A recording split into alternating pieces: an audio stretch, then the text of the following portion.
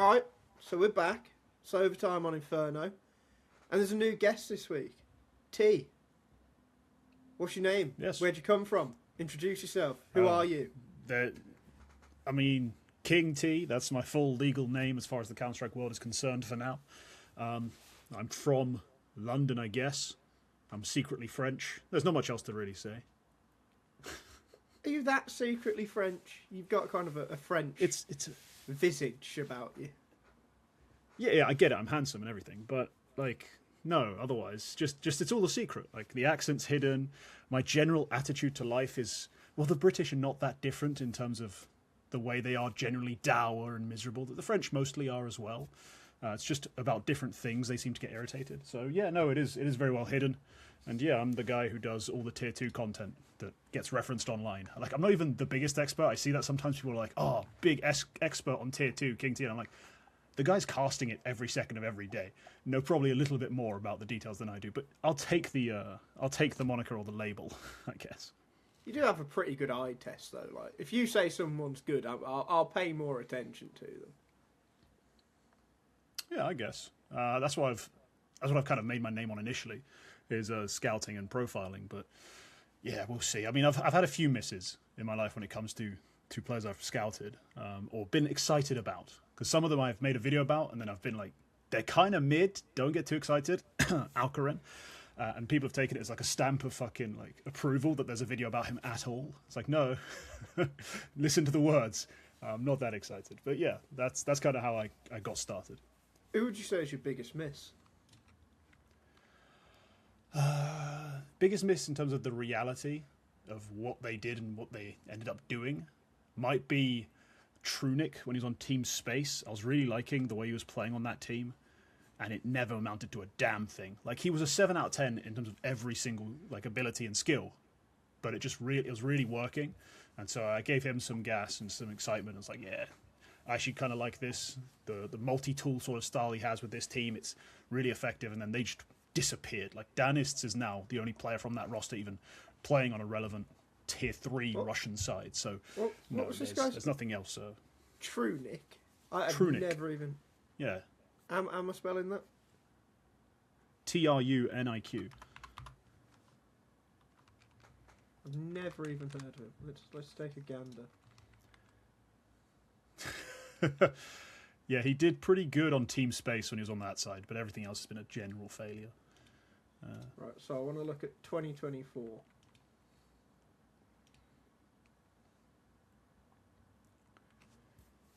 I mean, this is why you have to. That's why you have to watch games and not just look at stats. This is why, because these no, the numbers never really leapt off the page.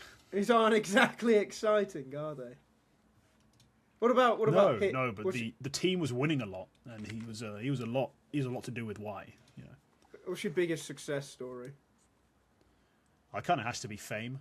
Like, a lot of other picks I've done like videos about and I've been excited about were kind of fucking obvious. Like, you don't get like the gold medal in scouting for telling the world that Boros is a sick aimer. But fame, like I profiled him in like the first ever episode of the Prospects series I worked on. And he obviously then went on for like in 2.5 years later, he wins the major or something like that. Or maybe a little less, actually. It might have been like a year later, he wins the major.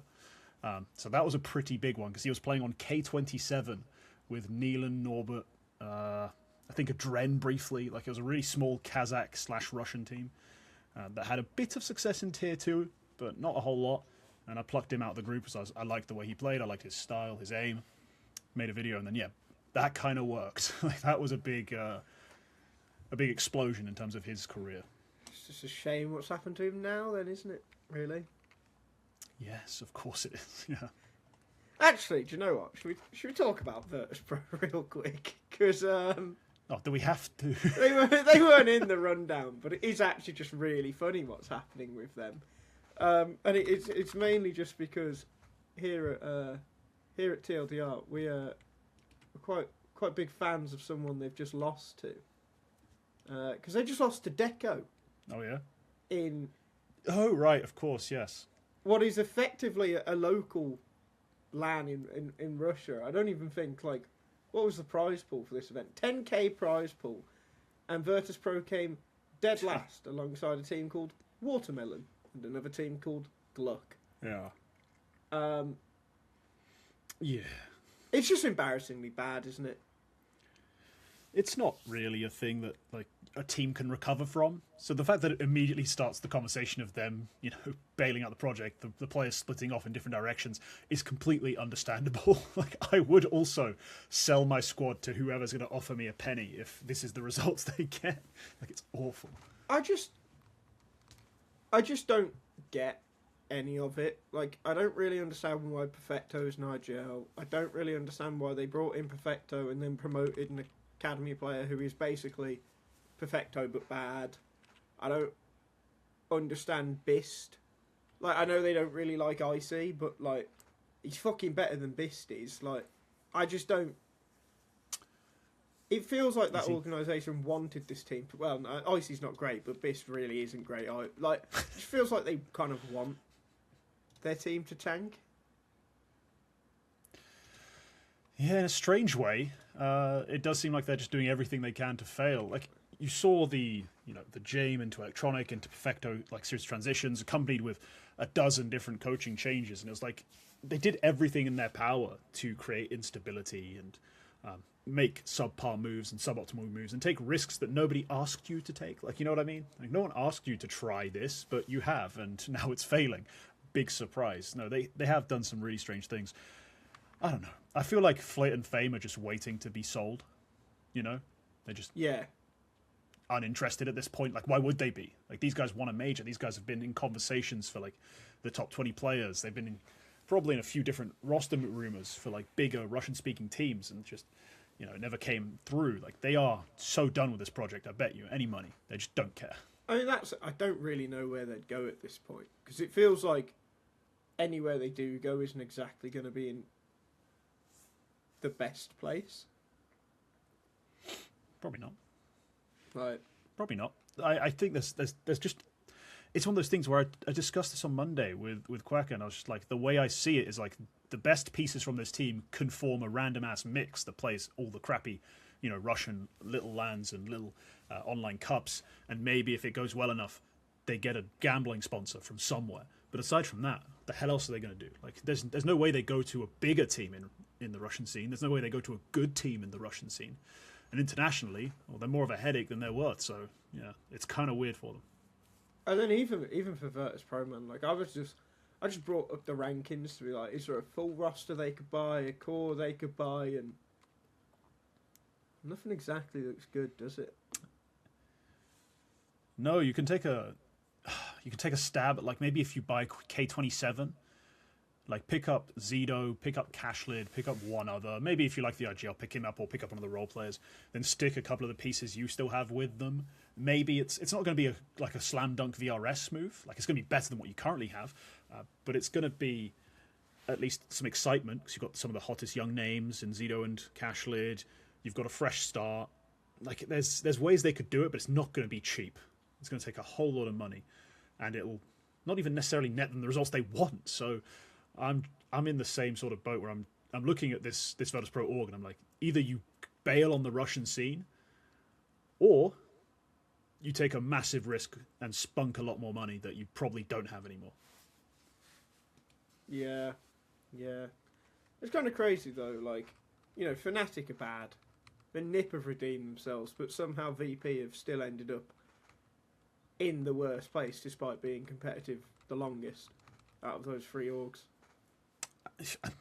And then spending the most money by the looks of it, like afterwards, after their complete drop off, like the things started going wrong, they started buying and buying and buying, and just nothing really worked out for them. Yeah. Anyway, you said something interesting to me last night, and I believe you also said it on your podcast, Retake the Week. You said that there are quite a few more teams in the top 10 than there actually can be. In fact, you said there are 20 top 10 teams. So would you like to explain this paradoxical numbering? Yeah, so the idea isn't obviously that I'm an imbecile who can't understand how the number 10 works. The idea is simply that there are so many teams right now who are playing a good enough quality of CS with strong enough players and, for me, a strong enough vision as to how they would, make deep runs and be successful, that there simply isn't really space for them in a top 10. Like when you look at you talk about these kinds of teams who could make a playoff appearance, make a playoff berth, could upset a couple of decent rosters, and you're like, oh yeah, that'd be like a top 10 side. I feel like there's pretty much 20 of those teams in the world, and now I hadn't even counted on NRG, but I guess with Legacy completely collapsing, we needed someone to replace them. Like there's been this crazy uptick in squad quality from a lot of rosters who've made a lot of big moves, and quality moves as well, which had like the right sort of thought put behind them. They acquired the right kind of pieces. Yeah, it's just an awkward spot, and it's really emphasized by something else I like to complain about, which is when you talk about a playoff bracket only having 6 teams, and I'm sitting here telling you we could have so many teams potentially putting up impressive playoff performances, or at least challenging some of the top dogs, or giving us good quality matches in these matches. We are just wasting away like all these teams' quality and potential by not allowing them even a chance to be in the playoffs, because there's only 6 teams in it anyway. It is annoying, isn't it? It's a number of complaints, yeah. It's so frustrating, because I think for a time, like in the 6-team playoffs for a time, maybe there was only 2 teams you thought were realistically winning any of them, or 3 at a push. Whereas now, like, you look at it and like we're going to talk about MOUZ in a bit. I think you think I'm lower on them than I am, but there's like maybe 5 or 6 teams that could win an event, and you'd be like, yeah, fair enough. Like there's so many teams that could win events, and then there's also so many teams that could make playoffs, and they just don't have the fucking opportunity to do that. So instead, the perception of them becomes like, oh, they choke in their important games. They're not actually good because they never make it to playoffs. And it's like, what are you talking about? It's the same thing with when now Aurora. Granted, I've turned around on Aurora, but people would say like the Mongols and Aurora were choking. But then you'd look at the games that they played in those 16 playoffs. It's like, well, actually, they probably should lose most of these games. This isn't anything to abuse them over. They're just performing at the level that you should expect them to.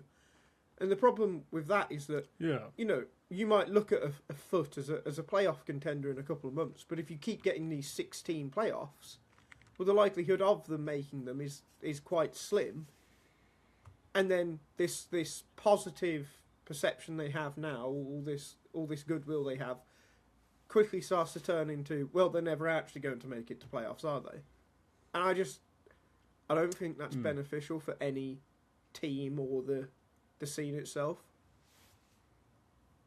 Yeah, no, the way I think some people would push back on this is just to say, oh, you're complaining basically about having too many good quality sides. Well, we have the better quality sides than just the good quality sides. It's just like the entire scene's gone better, just enjoy it, like it's whatever. But the way I want to like kind of express this is there's too many teams who play stage quality Counter-Strike, like Counter-Strike worthy of being in front of a massive audience and celebrated and enjoyed, and there's just not enough opportunity. Like, sure, we have like those Chengdu events where they have like a stage the entire time, and that's pretty cool as a concept. But I'd just rather we have 8-team playoffs. I'd just rather we did progress to that sort of default, rather than still having IEMs, which are usually pretty big deal events, still using this 6-team bollocks, which I've just never been a big fan of in the first place. Especially when you consider the fairness of it all. 1 loss, 2 wins. You still need to win another game if you lost that game in the wrong order, right? Like it's a really strange system they've created that I don't fuck with, to put it quite simply. I'd much rather see 8 teams in the playoffs, and not just on a principle. Now it is also because I just want the extra 2 teams on stage in front of a crowd, testing their mettle and showing us some great CS. Yeah, I agree. And like I said, like, I've also never been a fan of the 16 playoffs, but I don't think it was as big of a problem in the past. I think now when you've got PGL, though, doing 8-team playoffs, and I think Fisher do as well. And best of 3 Swiss as well. If I remember, and best of 3 Swiss. Like, you've got these other TOs coming back and pushing the boat. I feel like the other ones should probably just adapt and realise, like, we don't need this 6-team bullshit anymore. We don't... I mean, best of ones are gone everywhere apart from majors, but like we don't need any of that. Just do it the way it's fucking meant to be, because 16, like, it just doesn't make sense. But I did have one more question about your 20 top 10 teams thing. Do you include the top 5 teams in that, or are they separate? So you mean like 6 down to like 25? Inherently, they are. No. So the top 5 are inherently a part of it. The topic just becomes more like, the reason I wanted to start addressing this and start discussing it is because I would like to start talking about the power ranking and the struggle of the next best teams afterwards to try and fill out the rest of the top 10. But inherently, yes, when you look at the list, there probably are only 15 non-top 5 teams, right, who are worthy of that sort of top 10 discussion, or at least having a look in. So, yes, I do include them. It gets a bit thin towards the bottom of the list if you're talking 20, not including that top 5. You should start talking about like Heroic and MIBR and... Well, Heroic probably, when we see them at full strength, we can have a better looking and better understanding of them. But you know what I mean. Like, we get to a point where it gets a bit touch and go with how legitimate that conversation is. But no, it's just a great thing to see that a lot of teams have taken the right steps and are therefore worthy of this kind of talk. But I do think it gets a bit silly if you don't include the top 5. Yeah. All right, fair enough. I think with that, we should probably talk about some of these teams. So after the longest intro of all time, Charlie, run the intro.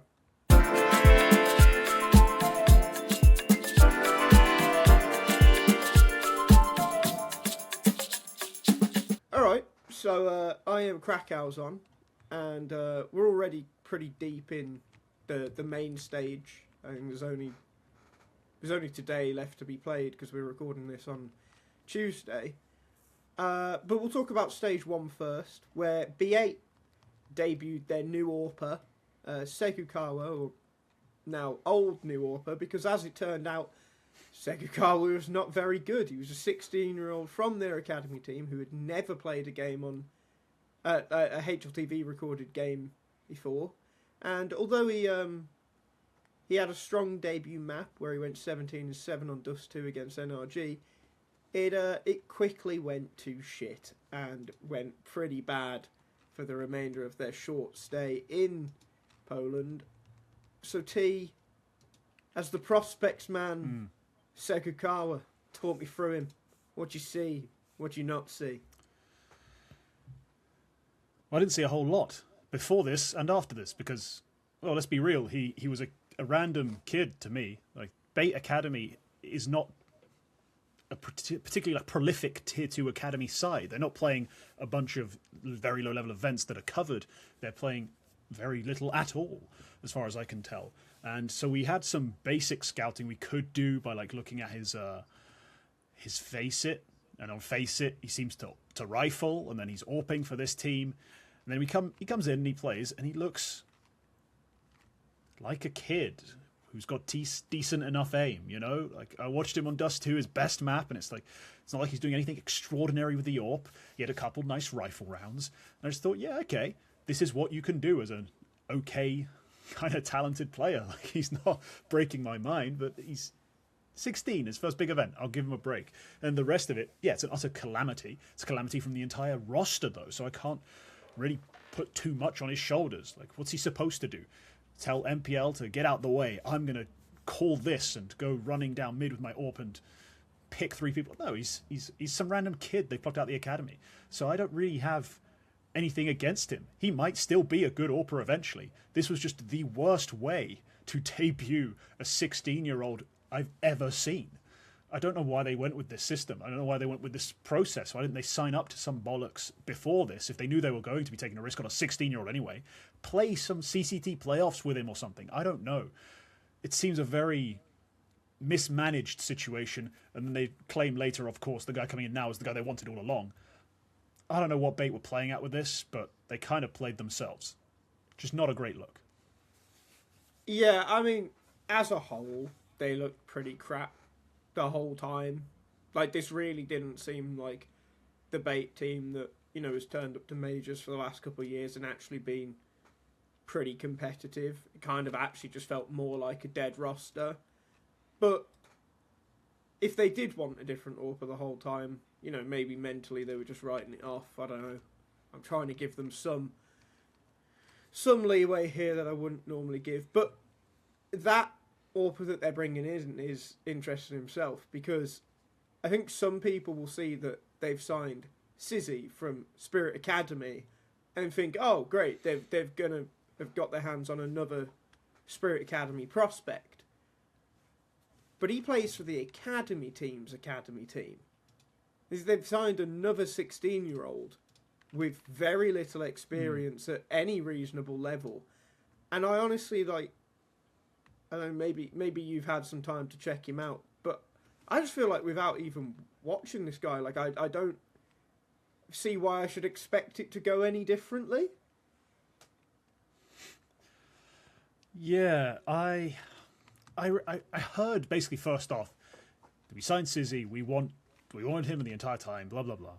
A lie I've heard a dozen times. But then I see exactly what he's played. He's played Spirit Academy Black, is what it's called. And it's like the oldest of the Spirit Academy feeder sides, because there's black and then there's white, and white is like, it's going to sound really weird, but it's like they're not like legally allowed to compete, Spirit Academy white. They're so young. I'm sure there's some really awful ways you can phrase that, but they have 2 HLTV official series that I've seen. One's actually a fairly shocking but surprisingly good win over 33, who were before then Rush B, who are now... they've got some other bloody org. But yeah, it's where Nota played, it's where his twin brother played until halfway through last year, Texi. They beat them, and I was like, oh, that's nice. And he gets quite a few AWP kills in that game, but it's nothing to really be shouting from the rooftops, you know? We're not talking about, oh, they found the Kyosuke of AWPing. Like, this is a must-sign player from Spirit Academy's youth. Like, from what I can tell, they've scouted him, they like the eye test, they've decided that mechanically he looks sharp, and they're just going to take a risk on him as well. Yeah, I don't have the deepest sort of prep on this kid, because he's, again, played 2 series. And they're both against fairly legit Tier 2 Russian sides, and he's got a 105 rating over the course of that. Maybe that's something you want to be excited by, but it's 4 maps, for crying out loud. Over the course of 4 maps, A core can be better than simple, so it's not really that big a deal. I just don't get it, man. Like, is there really no one else they could have signed? Like, obviously you're not getting Jambo, but no one? Not for this cheap, like, actually, no. Well, sure, not for this cheap, but does this org have that little money? Like, how many majors have they played in a row? There's no way they're paying their team that much money. Surely they've got some stored up, right? Surely, yeah, but potentially there's some problems with, like, they specifically want Ukrainians, and that probably limits some of the pool they could otherwise have been tapping into, even with good money. You know, you would say there's only so many players you'd really want. I'm just having a scroll because I'm like, out of curiosity, is there even like a talented kid I'm missing in my mind? Oh, I don't even think that guy AWPs anymore. Never mind. I was about to say, what if they'd signed Soltovsky, but like I don't even think he's AWPing right now. I think he's transitioned to IGL. So I don't know what they would have even done. Maybe taken a risk on Bermilov, because currently Bermilov's playing with what's his name, Bertram Sky, and Bertram Sky has the ability to make every average star player look like a god, and therefore get signed for big money. That would actually be maybe they could have fallen into that. Well. Like, Bermilov actually would be an interesting person to see, because he obviously wasn't ready when he was on Fnatic, but, you know, maybe, well, it must be a year on now. Close to a year on? Longer? I can't remember, but maybe it's been a while. Yeah, maybe he is ready to be on a team like Bait now. The other player, and we're going to talk about these guys more in a little bit, Symmetry from Foot, as a long-term thing. Because I think some things would obviously have to happen first. Yeah, I don't know. I mean, Foot, I've talked about them potentially being picked apart, right? Like, that's a real, like, not worry, I guess, but a real thing that could happen in the future. Like, is the first player to go from that, just in terms of, follow me here, like, conceptually, the first player to ever get picked off of this Foot core, this Foot lineup, being symmetry or symmetry or whatever. Well, seems hard to believe. No, but we'll circle back to this one. Yeah, we'll circle back to symmetry, I'm sure. Yeah. Because I'm saying, you know, like, things would have to happen first, as in Foot realising, you know, he's not all that, and he's probably their ceiling, and looking for a different AWPer. Which I actually, you know, again, we'll circle back to this, but I think they should be doing that, like, right now. Yeah, maybe. He's got a fun little play style. I'll give him credit, honestly, Symmetry, when we talk about him. But there's certain things about him I do find endearing. But no, the problem remains, right? If you're trying to stay Ukrainian, not wanting to sign Belarusian or Russian players because, yes, we no longer speak the same language and no longer want to be associated. The AWPing list is not very long in terms of the actually available Ukrainians. You know, Jambo was a mega talent, still is really sharp. You're not going to get him for a price that you'd get Sizzy or be able to promote Second Cower for. And the other options are so risky that, I don't know, you might as well just sign a 16-year-old. Like, why not? I've endorsed this move before. When you have a terrible AWPer, sign some kid, take a risk. And Bait did it in the worst way possible and might have scared everyone else from doing it. But at least they tried, very briefly. Well, then they tried again. It's weird. Yeah. There is also one other team that has made a roster move after going out dead last from this event. Legacy have benched Lux and are reportedly signing Art. Now, I don't want to talk about the way Legacy played, because honestly, they looked fucking terrible. But I will say I'm quite intrigued about the prospect of Art IGLing them, because I actually think he might improve them. The thing is, this roster, it was just ready to win. Like, when we looked at how they were playing, but more importantly, the value they had at, like, every position. It was like they had a good opener. They had a good, like, dedicated, like, actually closing star. They had a good, like, high-value sort of anchor lurker. Sure, the AWPer could be better, but he wasn't throwing games outright. And then the IGL could frag a bit. And you're like, okay, there's value propositions at every position, and we could probably get a little bit excited about them. And they came into this year looking like they'd stopped trying. And shout out to, I think it was Scriv for anticipating that they would. But what the hell happened over Christmas? Did they all get Porsches? I don't know. If Art can wake them up, that'd be nice. But I just think the team looked unbothered in this sort of January period. So I feel like it has. I'm not sure if an IGL change really is going to fix a lot. Surely it has to be some form of fallout from the major, and then, you know, just not getting a move done in time for the new season. Like, I don't know how that happens, but surely it has to be that. Surely the reason they've looked so crap in January is because they kind of just knew this change was coming all along. I just can't see how else it goes so badly wrong in the space of a month. Potentially it could be that. I don't know. Maybe it is something that'll come out later that, yeah, they were trying to make that move because Lux, you know, he tried IGLing and then towards the end of it, you know, was starting to lose some of the passion for it because it is a more difficult role to commit to. It's always something people underestimate. They're like, oh, I work hard. I'll be able to work hard to IGL. And it's like, it's just not the same work. And I think some people struggle with it. And I think that might have happened to Lux, if I had to guess. In all honesty, we'll just have to find out. If it is the case that they wanted to get a different IGL in over the winter and it just never happened, it might be for the best. It just might be for the best that they do make the move eventually, rather than sticking with it for the rest of the season. But we'll see. We won't know until he comes in. But yeah, Art's a weird figure. And I just think, you know, looking back on last year with what happened with MOUZ straight after Blast Bounty, like, the timing of that seemed weird, and ultimately it was for the best. And it does feel like it was something that was probably like, that at the time felt like it was something that was probably considered for a while before it happened. And then you just give it that. That was brewing. Yeah. Give it that one last event, and yeah, it just didn't. It didn't work out for Legacy. And like I said, I think Art I think Art actually could improve them. I don't actually think he's a terrible IGL. I don't think he's a great one. But, you know, the same could be said for Lux. Like, how good of an IGL is he really? I don't overly know. And Art could supercharge Dumao. There is that. Because Dumao is probably one of the few people who could go as fast as Art. So if Dumao is just there trading him, and Art's willing to give his life, I could see Dumao having a very good year off the back of this move. I can see the inspiration. You know, I remember Prime Art Furia. You know, that was something.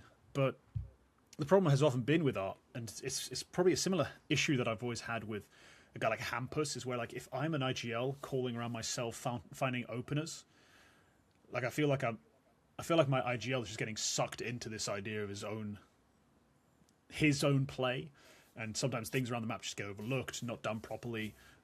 The calling can get a little predictable. You know, you find Hampus, you find Art, you find the idea, essentially. But I'm okay with him getting another shot, especially at this level. Like, I don't think his Fluxo period was particularly impressive, but I don't mind the Brazilian scene, like their second, third best team, giving Art a taste, like, of a decently talented roster with good players in all positions. Like, give him another shot. Why not? Yeah, I could go for that. But a player I am very quickly beginning to doubt is Susp on Heroic. Because Heroic have gone out dead last here after making playoffs in Blast Bounty, and yes, they are sorely lacking a real AWPer. Like I say, like, I really haven't been impressed with Susp on this roster so far. I think he's probably really struggling to find his feet.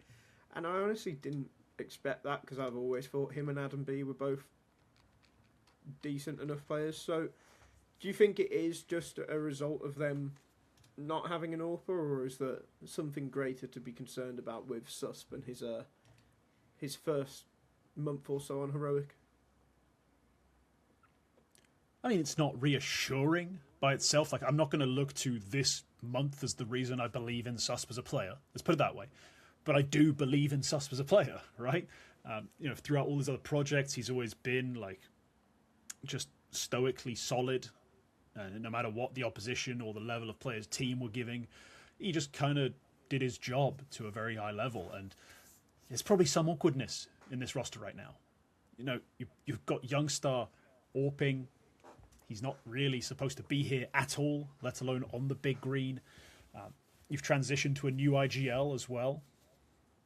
Like, there's a lot of things that are not optimal, I think, for integrating a new support piece. And yeah, I think the part of this that you can actually take some solstice in is that the idea of bringing Susp in is that he's kind of like the Nilo enabler. He allows Nilo to thrive, and so far Nilo this year's dropping a 125. So mission achieved in that sense, and considering they've played without a actual AWPer that they're supposed to be with, and they did make the Blast Bounty finals, we'll take the W, we'll take the wins, we'll take the little bit of success, and then hopefully when this team stabilizes a bit, we can then start really having a conversation about Susp and his role on the team. But I'm a big fan of Susp play, so I'm not ready to cut him after this month. It is a bad month, but the team's been in a weird spot, so I'll give him a lot of leeway. Yeah, I will say X-Cloud's also been quite impressive for me in this first month. Shockingly, yeah. But do you know what's up with Alcarin by any chance? Because I do. Like, do you know the visa issue? I don't know what the visa issue is. No, I've heard it's a visa issue. I thought that's what you meant, but I don't know what's up. Like, so, on the basis that his visa issue is quite serious, how long would you give it before you just look elsewhere for an AWPer? Because I think, you know, despite what I just said about Susp, I agree, like, Nilo looks really good. X-Cloud does look decent. Crizzen I'm fucking super high on. I think this team could be good. Like, it really could be good, but they really do need a fucking AWPer. So, I don't know how much longer they can go without one if Algorand's visa issue isn't sorted. Yeah, it'd be lovely to have Grix, wouldn't it? Imagine that. Yeah. If they could have Grix right now in this team, bloody hell, they're cooking. But instead, no, I mean, I wasn't that high on Alcarin, as I implied earlier. He's been very hot and cold for this team. Like, he's had a couple maps where you want to point at it, like, you know, excited as everything, like give it the whole soy jack face and everything, like, oh, look at that, look at that, look at that. But generally, it's just, he's not been very impressive. He's been a guy who struggled to put up a 110 in tier 3, you know. That's just been who he's been. So I would be looking elsewhere anyway. I wouldn't be hesitating very much at all to go looking for other AWP options. And if this FaZe issue, whatever it is, like however long it takes to resolve, if they can't resolve it, yeah, I'm calling up whichever academy AWPer I can. Like I'm having a look now, and let alone waiting 3 months or 2 months or 3 weeks. Like just go find someone else. I'm sure there's options. Get OC in. OC's look good. He's look pretty good. OC, yeah, he's an AWPer. He's had one good event in his life. What can I say? Yeah, to be clear, that's all. I don't think I can say any more, really. Yeah, he's had a good event. Yeah, you know who haven't had a good event? Passion UA. You know who we're not going to talk about unless you've got some burning desire to? Passion UA. Fuck that Passion team. UA. Yeah, no, I mean, I'm good. I'm good. I like. I was interested in the story before. This current streak where they can lose to Gamer Legion, G2, NIP, and every time it's like, we took a map. It's like, great, but you didn't even make the other ones look that good, so I'm not too bothered. So yeah, I'm good on Passion UA. So we've also got NIP. NIP went out, which honestly, so disappointing. So disappointing. Like what do we... I know they've just made a roster change, but what are we doing here? Like, actually, what are we doing? Like, there are other teams that have made changes and are doing better than you. And I really think that NIP should just be pushing forward at this point. Like, I think NIP should probably be in the same position that FUT are. And it's just not... It just doesn't work sometimes. Sometimes they just seem so off it. And we'll talk about BC Game more in a little bit, but I've not been overly impressed by what I've seen, and that is a team that I really think NIP should have pushed past. So, yeah, I don't know where you stand on NIP, but I'm starting to get, like, a little frustrated with some of these results. Yeah, results-wise, they've just been very impressive in their ability to disappoint us. Like, that's kind of the reality of it. I was a big believer in this roster, especially this exact version of it. Like, even prior to the Ken for Ujux move, I was on board. As much as I'm a bit indifferent towards Ujux as a player, I was still on board at the major, and I still thought they played some great CS up until the 3D Max series. So coming into this year with more firepower in theory in Ken, like, as well a player who maybe better fits the roles that Ujux was in. I was loving the idea of this team. Then they have the disappointing, Elige Masterclass loss. Fine. They then repeat their loss to Liquid and then get kind of trounced by BC Game. And I'm like, oh, how did I get so excited about this team? Like, what if they can lose these matches? Like, what's going on? What's going wrong? And I don't really understand it yet. Like, the Nuke loss to BC Game, it's a classic. Like, they pick Nuke, 6-round T side, bosh.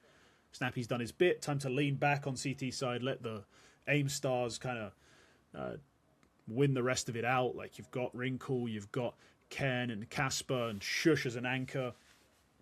They've usually got a really strong CT side and then just get ripped to bits by Simple and Electronic. Like, Yeah. They're just finding a way to disappoint in a really frustrating manner. And I still believe in the core of this roster. I still believe in the idea of how they've been put together and their potential and blah, blah, blah. They're just giving us a masterclass in disappointment right now. The thing is, at this point as well, is I feel like NiP have now got 5 players you actually can't upgrade on. Like, straight, I don't know where you'd look to upgrade. Like, if this becomes some fucking ceiling that they cannot push past, I don't know where you look to find an upgrade. I don't think Wrinkle's like incredible, but I think you'll struggle to get a better AWPer. Like Dexter, I'm pretty sure you like him. I don't think he's that great.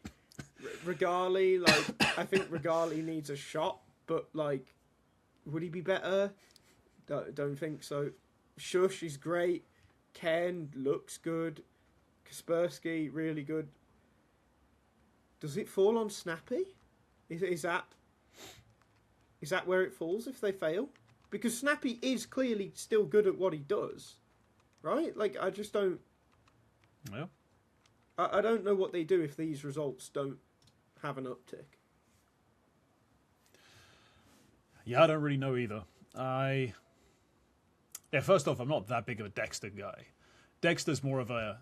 I have reluctantly come to acknowledge his existence and viability as a human with 2 wrists due to the lack of humans with 2 wrists that apparently occupy the AWP role in Tier 1. But I also agree there's a certain problem with this side where you don't have clear and obvious upgrade paths. Yeah, sure, I can do better than Ken if I can sign ROPS. Not really a viable option, is it now? There's no clear and cheap upgrades available. So what do they do? I don't know. Maybe a coaching change. This is unironically, maybe we need a coaching change. Maybe it is... I'm not saying it's all Exist's fault. I'm just saying they've had big chokes. They've had disappointing losses to teams they shouldn't lose to. They've had, the game plan that usually works so well just completely get turned on its head by random ass teams. Like, yeah, maybe there does need to be someone else in the coach spot to help figure some other things out. Because I'm not cutting Snappy, not until he retires. Basically, like he's got that kind of path from me, like that runway. Like he can be a 0.6 rated, calls rush A every T side round of nuke. IGL. I'm still okay with him having the chance to do that. I'd maybe have a conversation with the coaching staff. Otherwise, no, it's tough. It's really tough. Yeah, and I will say on that, Exist. He's that type of coach where, like, I feel like people have been talking a lot about coaches in the last couple of months because of Xtaz and the Coach of the Year stuff. Exist really is one of those coaches you have no idea if he's any good or not. Like Blade, I know Blade is good. Cyclone, I know Cyclone is good. Mara, yeah. Xtaz, well, Apex, you just needed to give him a better blowjob in the press. But Exist, like, has anyone ever been that kind to Exist as a coach in an interview? Is anyone ever really brought up how much he does? Like, I feel like they haven't, and his teams, like he was Heroics coach before this. Like, does he just coach a choke? Is that his objective? I don't. Yeah. Like, rating coaches is hard, right? It's virtually impossible to do. To some degree. But yeah, maybe it is a coaching change. Maybe that is. I typically hate going for the coaching change option, but agreed. Maybe that is the best case scenario here. Yeah, not often I would recommend it either. I've always lambasted teams that just cycled through coaches. Virtus Pro was a classic example last year, where it was like desperately flailing around looking for anything. But sometimes, yeah, if you do look at the roster and you think, checks all my boxes, still some confusing losses that I don't expect, just maybe change that. Just give it a shot. Who knows? There is a team that perhaps might need a roster change, though, and it's one that I think they maybe smartly avoided until like the games actually began, and that's Gamer Legion. I think PR is very checked out of this team, and I think that although they'll struggle to replace him potentially, they would do worse with him than they would with a replacement, because he very clearly thought he was going to get a big move over the winter. Yeah, he did. He 100% did. And do you know what? At this point, I'm in a position that I didn't think I'd find myself in, where I'm talking about Gamer Legion, and I genuinely think Hypex might be all right. Like, I'm not going to talk about him like he's going to be one of the 5 elite AWPers. Like, he's not going to be the 5th in the in that elite category for this year. But all of a sudden, he looks serviceable this year. And I'm not sure what it is that changed exactly between Ash leaving, Snacks coming in to call. Like, I don't want to give any of those two things happening too much importance. But maybe a loosening of the general structure, a change in vibe. And Hypex, yeah, he's had a really nice start to the year. So when I look at a PR who puts up, for 2026, he's putting up a .88 and has had a couple nice maps to like sell himself on, but not really a whole lot else. Yeah, maybe we do have that conversation. Yeah, maybe, yeah. Finally, you do let PR go when someone gets like 80% of the way to the buyout offer. Say MOUZ come back with whatever sort of claim they were making before and they up it just a little bit. Yeah, maybe I do let him go. Take a gander around the tier 2 space, try to find a nice little valuable player for PR spots. Because Rez is playing well so far. Towson's maintained his value. Hypex has upped it. Sure, yeah, take a shot. Let PR go, take the money. Pay some player salaries for 2 years and go pick someone up no one's heard of. Yeah, I mean, I'm still not fully sold on Hypex, but I agree with you. He has looked a lot better. Towson, I'm not sure what point he became a lot better, but he is still pretty good. What I will say, though, on Hypex looking better, I actually think it was down to ZTR. Because... Okay. Well, if you go back to when Gamer Legion, like, this continuation of Gamer Legion anyway, the one that, probably, it's the lineup that they had for the Rio Major all the way through to now. Acor was pretty decent on it. Which means that, so at the time, Shuey was the IGL. Well, Shuey made Torsey look a lot better than Dexter. Yeah, I said that the right way around. Shuey made Torsey look a lot better than Dexter, so Shuey can clearly, call for an AWPer. It's just a shame that right now he's AWPer's ultimate. Ash was also there then. Probably decent as well in that sense. I feel like AWPers being bad on Gamer Legion coincides with ZTR's position on Gamer Legion. And then, if it's happened to... 3 or 4 AWPers were bad under ZTR, and to be fair, Kersey would have been bad under anyone. Maybe there is some actual real correlation there.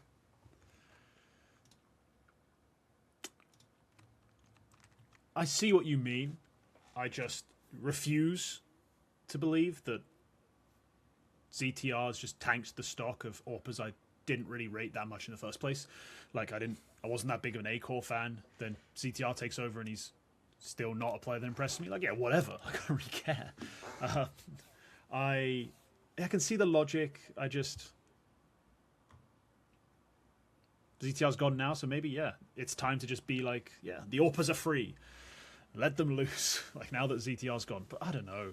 I just think this is a roster that failed and succeeded last year despite AWPing problems. Like, when they did win games and have like impressive results, it just didn't matter, and it felt like the game plan was built around the riflers succeeding. So I'd not place too much of that burden on ZTR, especially going forward.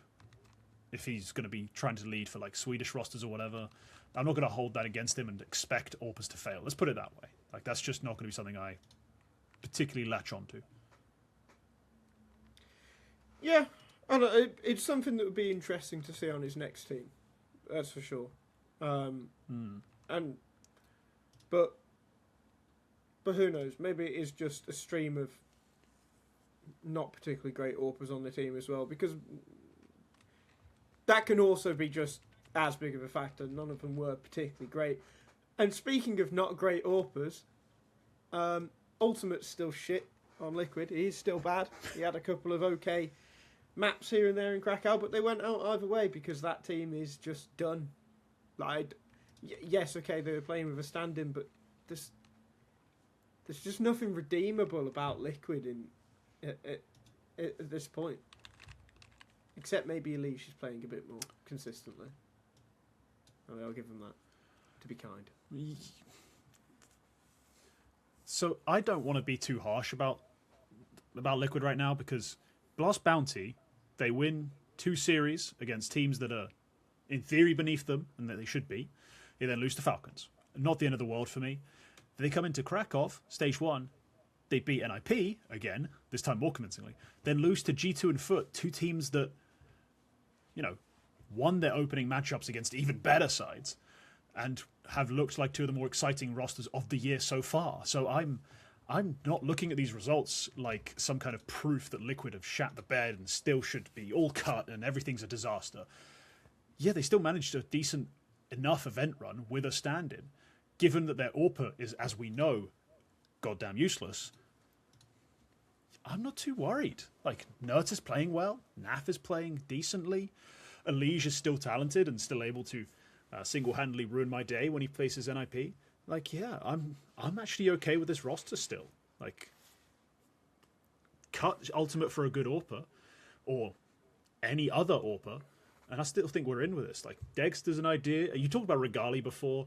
Regali's a funny thing because he's just mechanically so magnificent, but basically the prevailing wisdom is that he's just not all there in terms of his understanding and read of the game. Like, amongst the Danish scene, seems to be what they feel. So maybe that's why he gets cut for story in the end. But there are options that aren't Ultimate for Liquid. I mean, I think that's a real big part of this. Grix is an obvious one. Yeah, but he's on Big. I've stopped talking about Grix for other teams just because he just signed for Big, and Big just signed Tabs, Blame F, and are clearly going for something. So I doubt anyone's going to be available in any reasonable way. Like, realistically, there's just no move there, is what I'm feeling. But this team, and this reignites the conversation we're having at the start, where like there's 20 top 10 teams. They lose to G2 and Foot with a stand-in. They've also lost to Falcons this year, who technically Falcons had a stand-in, but Falcons also then beat Vitality with said stand-in. So let's not pretend it was like a hamstrung side. I don't think they've yet to pick up a loss this year that requires a genuine reaction. As far as the core of this side, the rifling on this side, the leadership on this side. Yeah, the AWP's still shit. I'm not too fussed about the rest of it. I think my difference with Liquid, as to why I will actually be slightly hypocritical and everything we said in the first 15 or so minutes, is I've always liked Liquid as an organisation and generally liked the teams they had. So I'm a little more overly critical. I'm also like, I think Shui's a fantastic guy who I've really enjoyed the time that I've spent with him at events. But based on things I've heard, I'm not overly sold on him as an IGL, and especially not an IGL for... And I think Flashy has clearly done a good job so far, but I think a first tier 1 coaching role, maybe Shui isn't the right guy there. And just Ultimate, man. Like, I just think Ultimate is so irredeemably bad. Like, just so terrible that I will... I think... I agree with everything you just said about the losses that they've taken. I don't think the losses they've taken this year are that bad. But Ultimate himself is so irredeemably bad that I will not stop criticising this team until he is gone from the roster, because his mere existence on it is like the definition of unambitious. Like, there is no one on that team that can truly think deep down that they will push forward with Ultimate, because he's so very clearly a bad player that I don't see how they can't see that.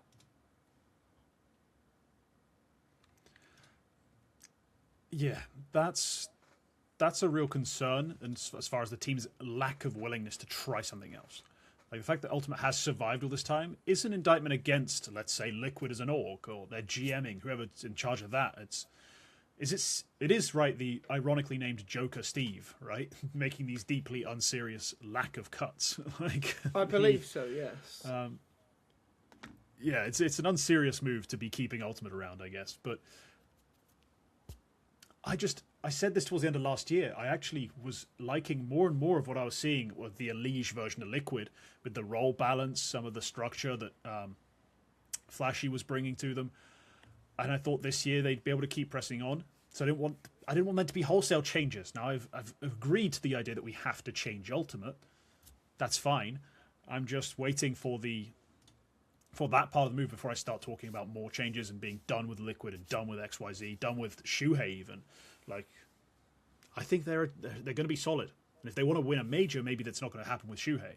But it's also not going to happen with the majority of teams who don't have ridiculously loaded OP rosters. So, yeah, hard to be that down on them, if you're me. Okay. Yeah, I think we're in a similar place. It's just I have like some subjective concern. Well, no, bias concern. I don't know what the word is. I just like the team and want to see them do well. All right, that's it. Okay. So the only other team in this stage we haven't yet spoke about is Pain. Now, as a general rule, we avoid talking about Pain on this podcast because they'll always let you down. But if there's something you want to say, I'm going to give you the floor to do that. If not, I'm going to go to an ad break. Yeah. I can give them a little bit of something.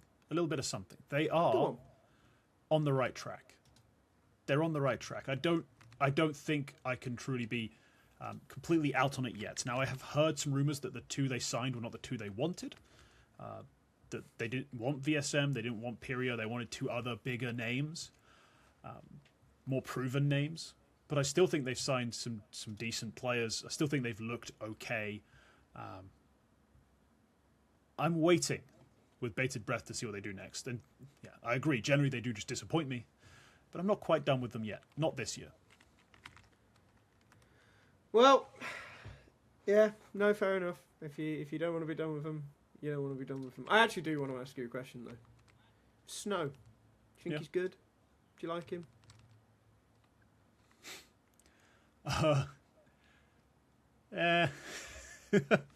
Okay, that's all I need. That's all I need. I just wondered if we were in the same boat. Like, very likable guy, but he has two wrists. He's a good kid, you know. It's a good kid. He has two wrists. It's a good kid. Yeah. Let's go to an ad break, and then we'll talk about real teams and stage 2 goodness when we return. So, Jack, do you find it hard to keep up with all the news in Counter-Strike? I do. I took a weekend off and I came back to 6 new IGLs, 3 retirements, and apparently Navi's Waterboy got picked up by a top 20 team. Right. That's why I've been relying on the TLDR newsletter. It's a bi-weekly email that keeps you up to speed on everything in the CS scene, without needing to scroll Reddit for 3 hours while questioning your life choices. Yeah, it's like if HLTV had a baby with your funniest friend who actually watches every game. You get quick hits of news, spicy roster moves, upcoming match schedules, and even some insider gossip. All killer, no filler. And let's be honest, some of these tournament formats, you need a guide just to figure out who's playing who. TLDR breaks it all down, so you actually know what the hell's going on. Plus, it's funny. Like, actually funny. It's like reading a group chat between smart CS fans who roast everything in sight, but still care deeply about the game. So if your brain's full, but your heart still beats for Counter-Strike, do yourself a favour. Sign up for the TLDR newsletter. It's free, fast, and guaranteed to make you smarter. Or at least sound smarter in Twitch chat. Check out the link down below and subscribe, because the only thing more tragic than missing a major upset is not even knowing it happened. TLDR. You don't have time to read everything, but you still want to sound like you did. Alright, so we're back from the lovely ad break that tells you to subscribe to the newsletter, and if you haven't by now, go fuck yourself and do it. Paravision. They won Blast Bounty. They've gone out dead last in Krakow. I'd like to say I'm surprised, but for some reason I'm not. This feels like a very James thing to do. Like, if I remember right, didn't they go out dead last after they won the major? In the very next event, didn't they just completely fuck it? Like, yeah, might have done. Yeah. Here's my thing with James, right? I've always been really high on James and his standing within IGLs, but I don't think I'm as high as a lot of other people, where a lot of other people seem to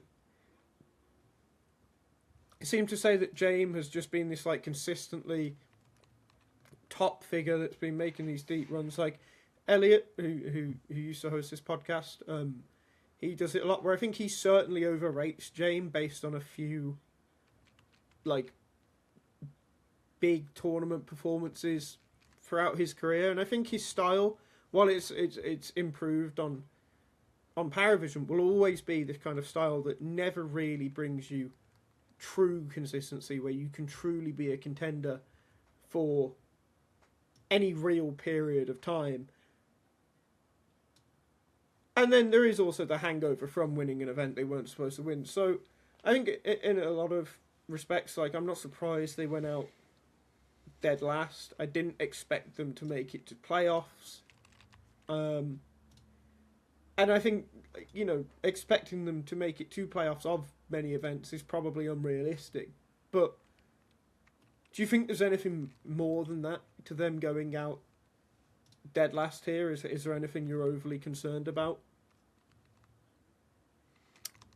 So I'm a little bit concerned about something. That the fact that they seem to have gotten like really locked into this idea that they're going to play off this very heavy prep. You know what I mean? Where people have immediately noticed, and it was the talk of the town last week, they had this strong tendency to abuse a certain bomb site. And that's clearly just, you know, prep that they've honed in on, you know. And then we saw it happen again at this event, despite it not working.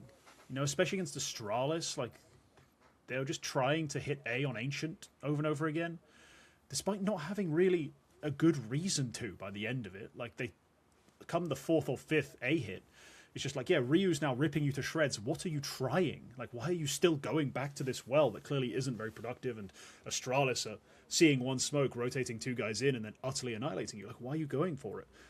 It seemed like they got, just narrow-minded towards the end of this. And maybe it's them buying into their own sort of success.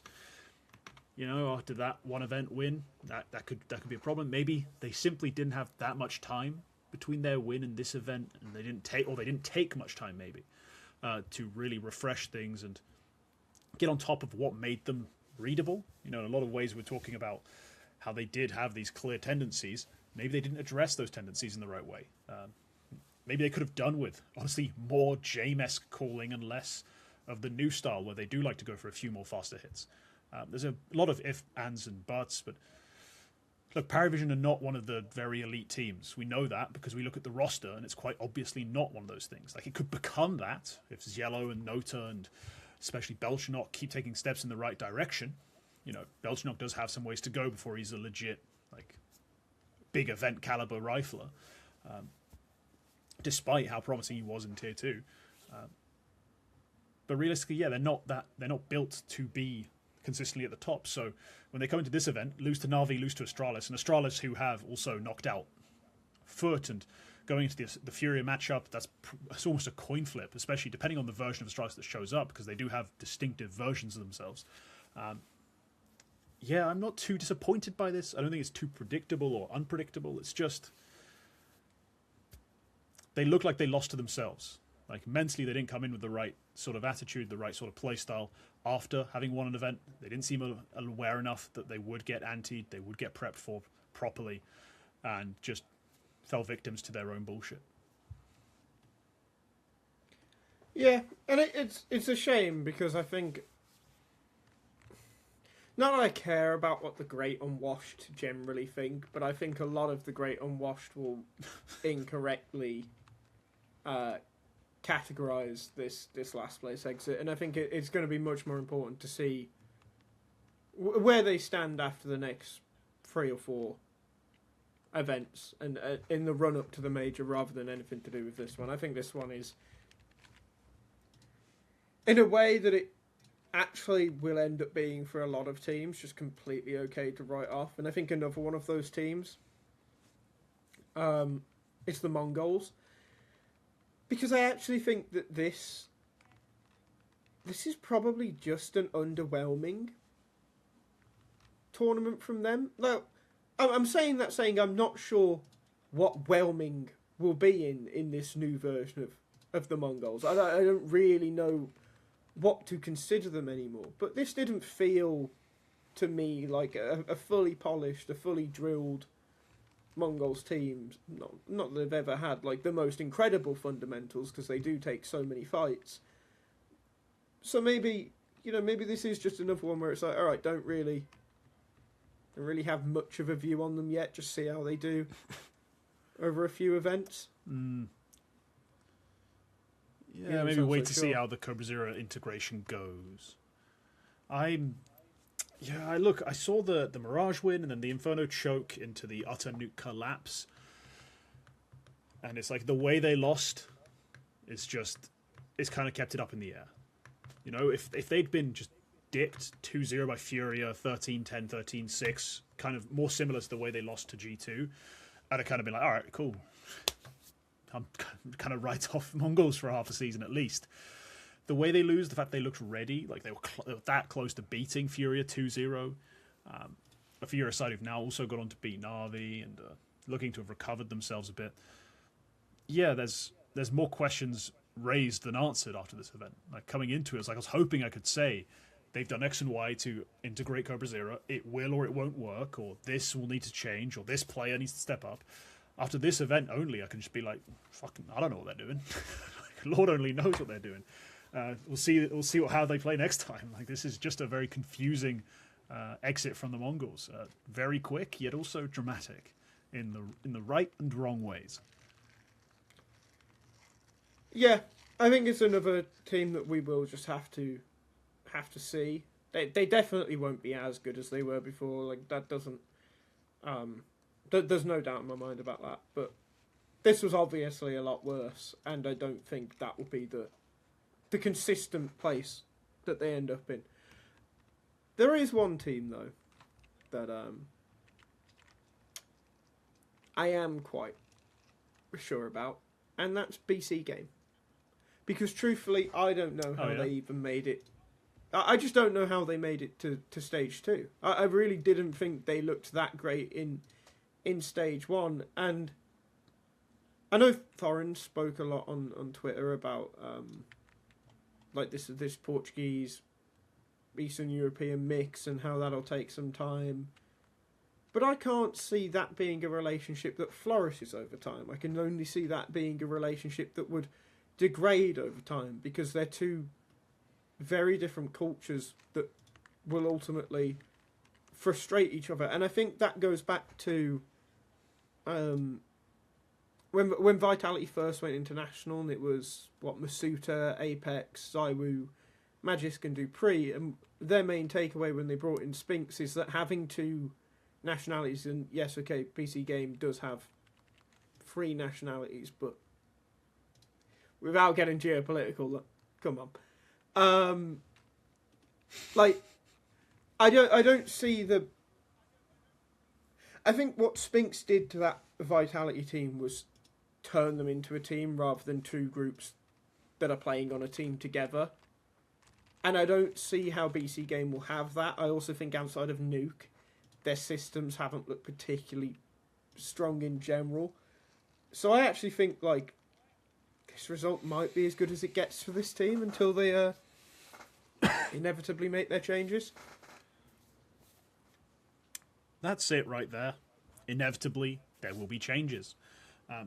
BC Game very cynically bought a 20-something ranked VRS core for a fuck ton of money, way more than you'd ever imagine those 3 players being worth without VRS implications. They were hoping for the best, right? In terms of these events, like, hope we don't lose too many games, don't lose too much VRS. And so by the time we'd established this team as the new core, like, and we can replace 2 of the 5 and maintain our spot, By the time we reach that point, yeah, we're not outside the top 30. Like, that's probably the ambition. And the way they played here, like, yeah, they got lucky. They got very lucky that in the stage 1, they faced this very flaccid Legacy and NIP Snappy, who are just addicted to letting me down.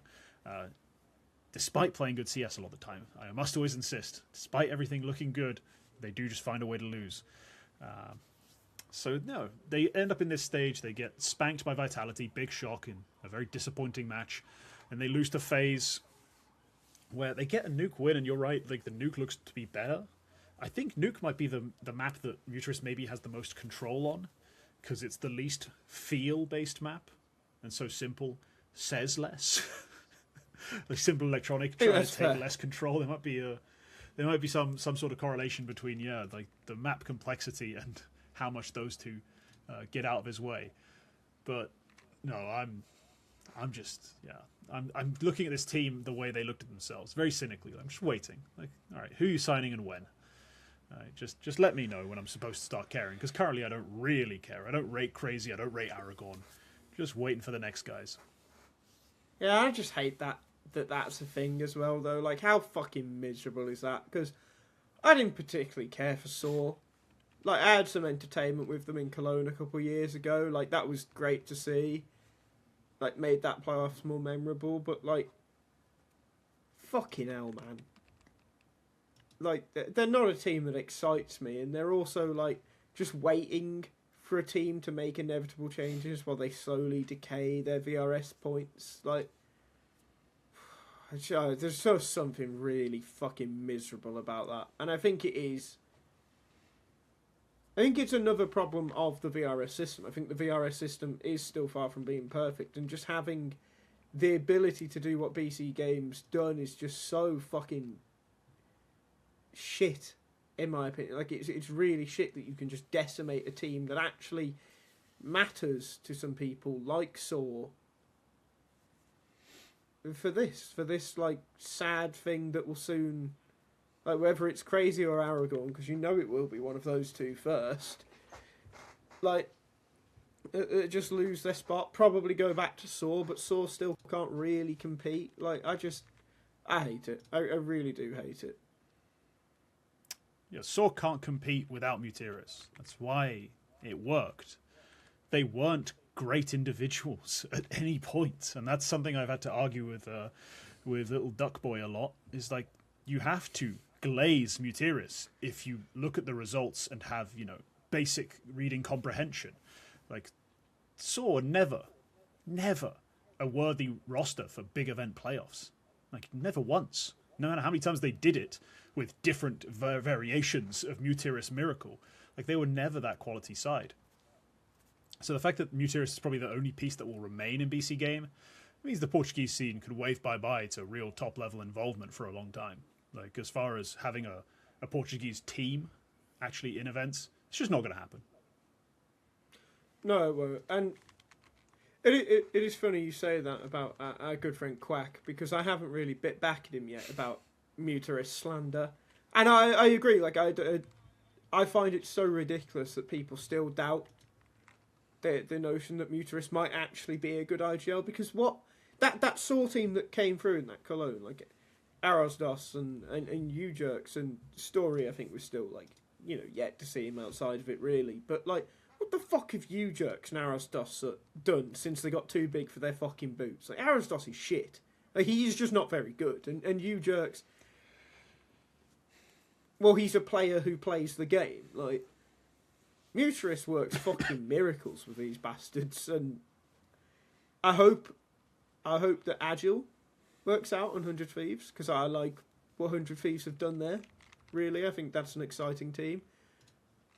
But based on history, I have my doubts, because the Portuguese team does just seem to be crap without Muteris, and it's a shame that this will also probably be the death of Muteris as well, because I don't see how he does eventually come out the other side of Simple Electronic smelling of roses, to be honest. Yeah, maybe there's I don't know what could be the outcome for him. like I hope my dream version is obviously they bring in 2 players who are not buddy with Simple Electronic, not Eastern European, well, Russian speaking, essentially, guys, and so there's a balance in the force on the team a little more, and that could be a successful project. I don't see why it couldn't. Electronic. But yeah, no, he's gonna go grey. Muterius, it's been nice knowing you. You're going to be grey. You're going to be a very old-looking man by the time you're done with this project. Yeah.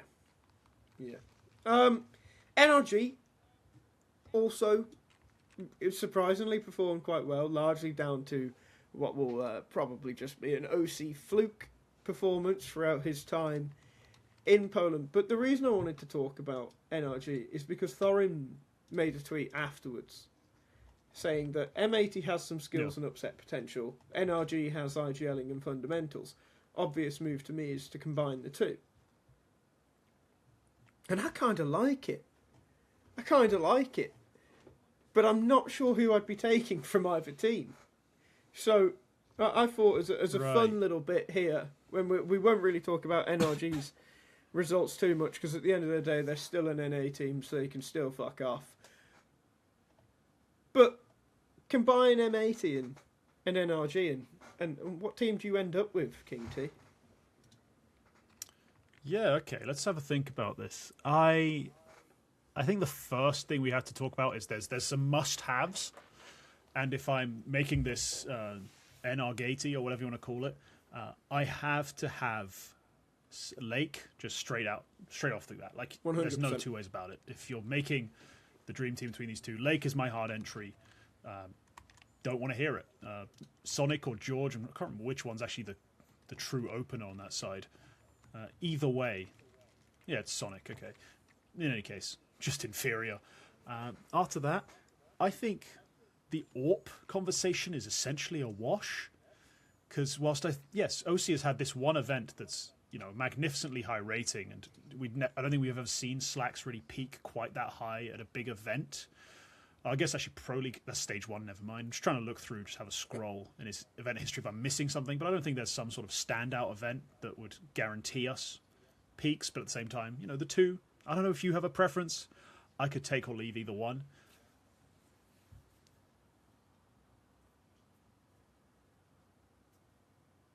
I think I'd go for Slacks.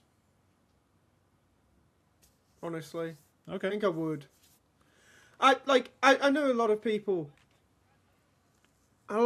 criticise Slacks.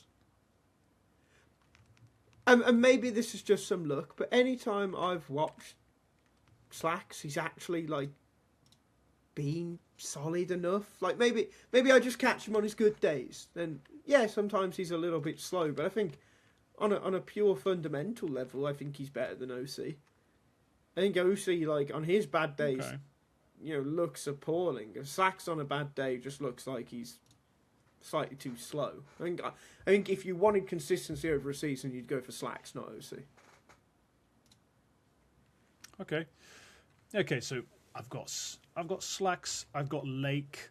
I think Thorin's idea, or like the thing he talks about there, where he says like, you know, the calling and everything else is better on NRG. I actually don't want the coach IGL duo out of NRG. I'd still rather have Sin, but take Daps as my coach. Am I crazy for that? I think that seems better to me. Interesting.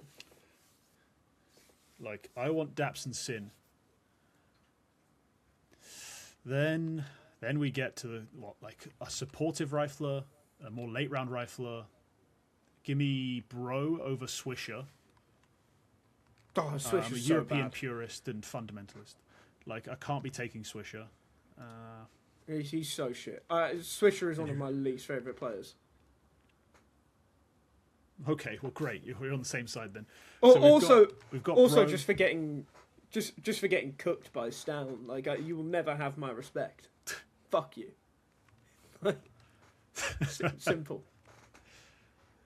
Yeah, and then what? We got to choose between George and Jaber. Like, give me Jaber, I guess, but I'd rather have Hexed.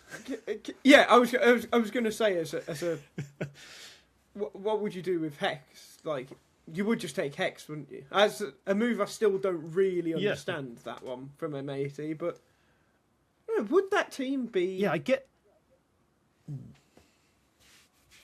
Yeah. That team probably seems would just good. be better. It'd be better than either of these teams individually, but the big but. I know we like those, so does it actually make them significantly better to the point where you'd bother doing this if you're either one of the orgs? Probably not. Like, I don't think the net end goal is good enough to justify doing it. Yeah, I really don't think so, honestly. Like, I don't see how this team suddenly becomes this consistent, like, top 20 to top 15 team because you combined Lake and Bro.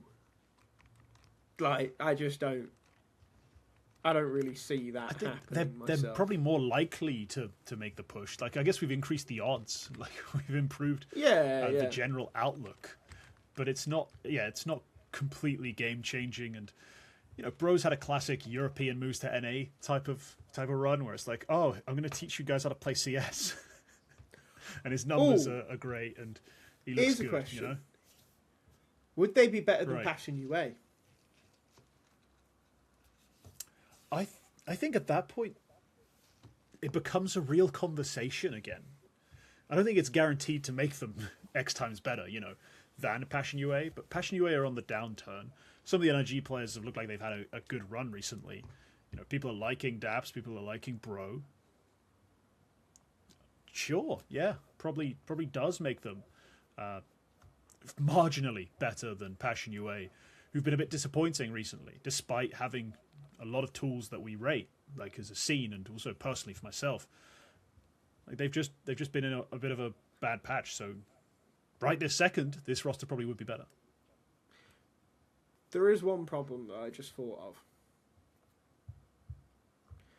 You would either have to, from the team we came up with, you'd either have to have Nitro or you'd have to have OC. You can't have American? Sin. Yeah, you can't have Sin, Slacks, and Bro. So which one would you take? I'll take OC then. Okay. I mean, I'm really high on Sin. I'm a sinner. So I can't help it. I'm fine with that. I'm happy with that. That's a good team. It feels like a solid team we've made there.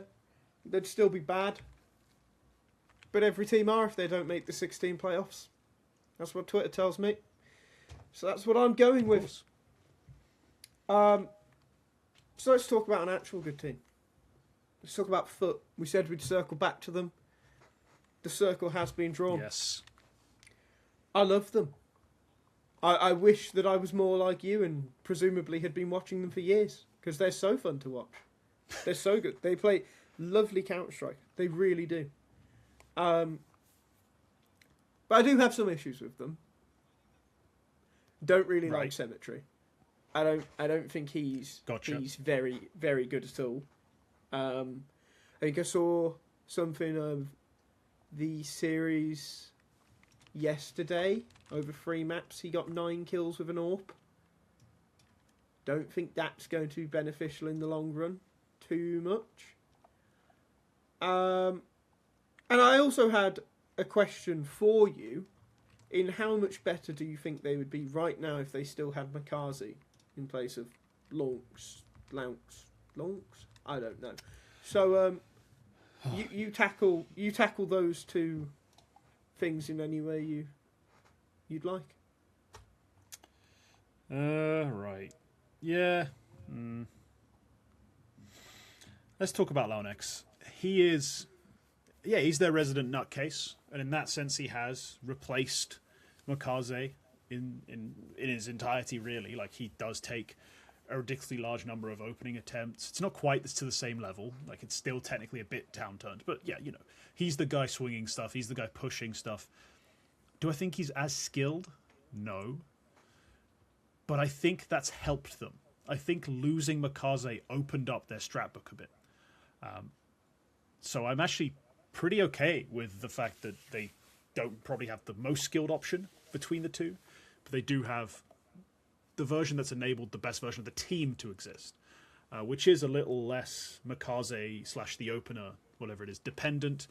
We are a little more focused on Crabini making plays and reads, but he's a decent enough fragger and a pretty smart IGL by the looks of it, so why not? Like, it's not a problem. It's enabled a lot more out of Demon. Jugs has been growing into a better and better player, able to make more plays, I think, and spend less time waiting or flashing. Like, this is just a generally more rounded side now. Like, we talk about the double Ds. Those two guys have just come into their own post MOUZ. Like they both Ds. had some. We do like double Ds, and you know, Demon as a trader playing off the shoulder, it's basically unstoppable. If he's the one peeking you, you're fucked. Like, absolutely fucked. There's no way you're winning that duel. And then Jugs, he was always clutch. Like, when I was watching MOUZ on Na'Vi Jr. and I was, seeing him like rip open rounds and run around, and when he'd take a bozo death or just take a death, and I was wondering, how do they win this round? Like, they lost the opening battle for map control. How did this get recovered?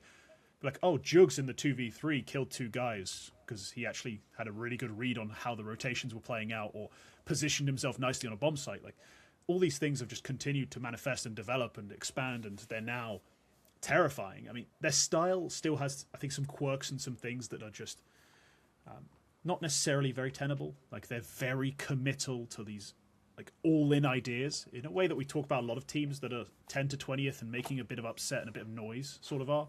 Like 3D Max, led by Maka, was extreme about this. They still are a bit with Gravity, but it's not quite to the same extent.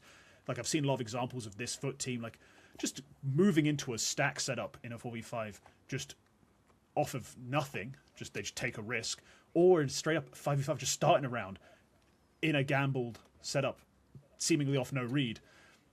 And it's risky, but they execute it fairly well. Everyone's on the same page. There's no disconnect. There's no hesitation.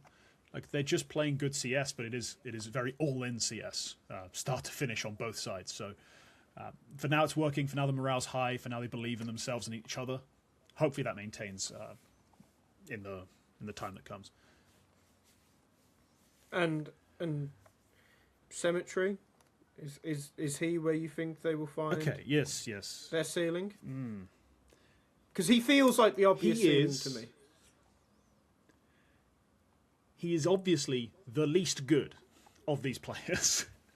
Like, that's just the facts. Like, he is, as for his role, the least impressive player. At the same time, I like a lot of the stuff he tries, so I want to be on his side. Like, he goes for actual risks and picks and forces the issue a lot more than a lot of modern AWPers. And considering they lost a lot of opening attempts and a lot of impetus when they lost MOUZ, the fact that their AWPer has stepped up his aggression and his willingness to take risks, I think, has been good.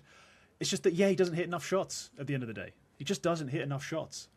And that's a bigger problem than, maybe not quite having enough tempo out of every other piece. I think you can find other solutions. And Symmetry, has not been good enough. So I understand exactly what you mean when you call him the ceiling. I think they, like a lot of teams, can just win without needing great production from their AWP. But it is a very useful thing to have, watching especially that Astralis series. When you have a FaZe, you're loving it. Like, he's going to take risks and actually hit shots. Symmetry, he's a bit of a limited player, so I can see them being better with a better AWPer. It's just for now, they're playing very much into their style, and he understands and feels the style and the system, and he's played with these guys for so long. And he is kind of clutch with a rifle in late rounds. Like, there's a good chance they keep a hold of him a little too long. Okay. As a general point, then, just as a thing away from one team in particular, obviously for a while, Counter-Strike has been quite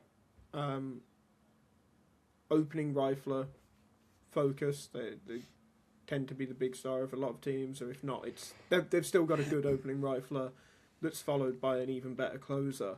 And the AWP is overshadowed in quite a lot of systems. I think it looked like Molody might have made some change to that because of the value he was finding out of the AWP, but it doesn't seem to have actually trickled down to other teams. So I had a general question I wanted to ask you, and that's, before CS2,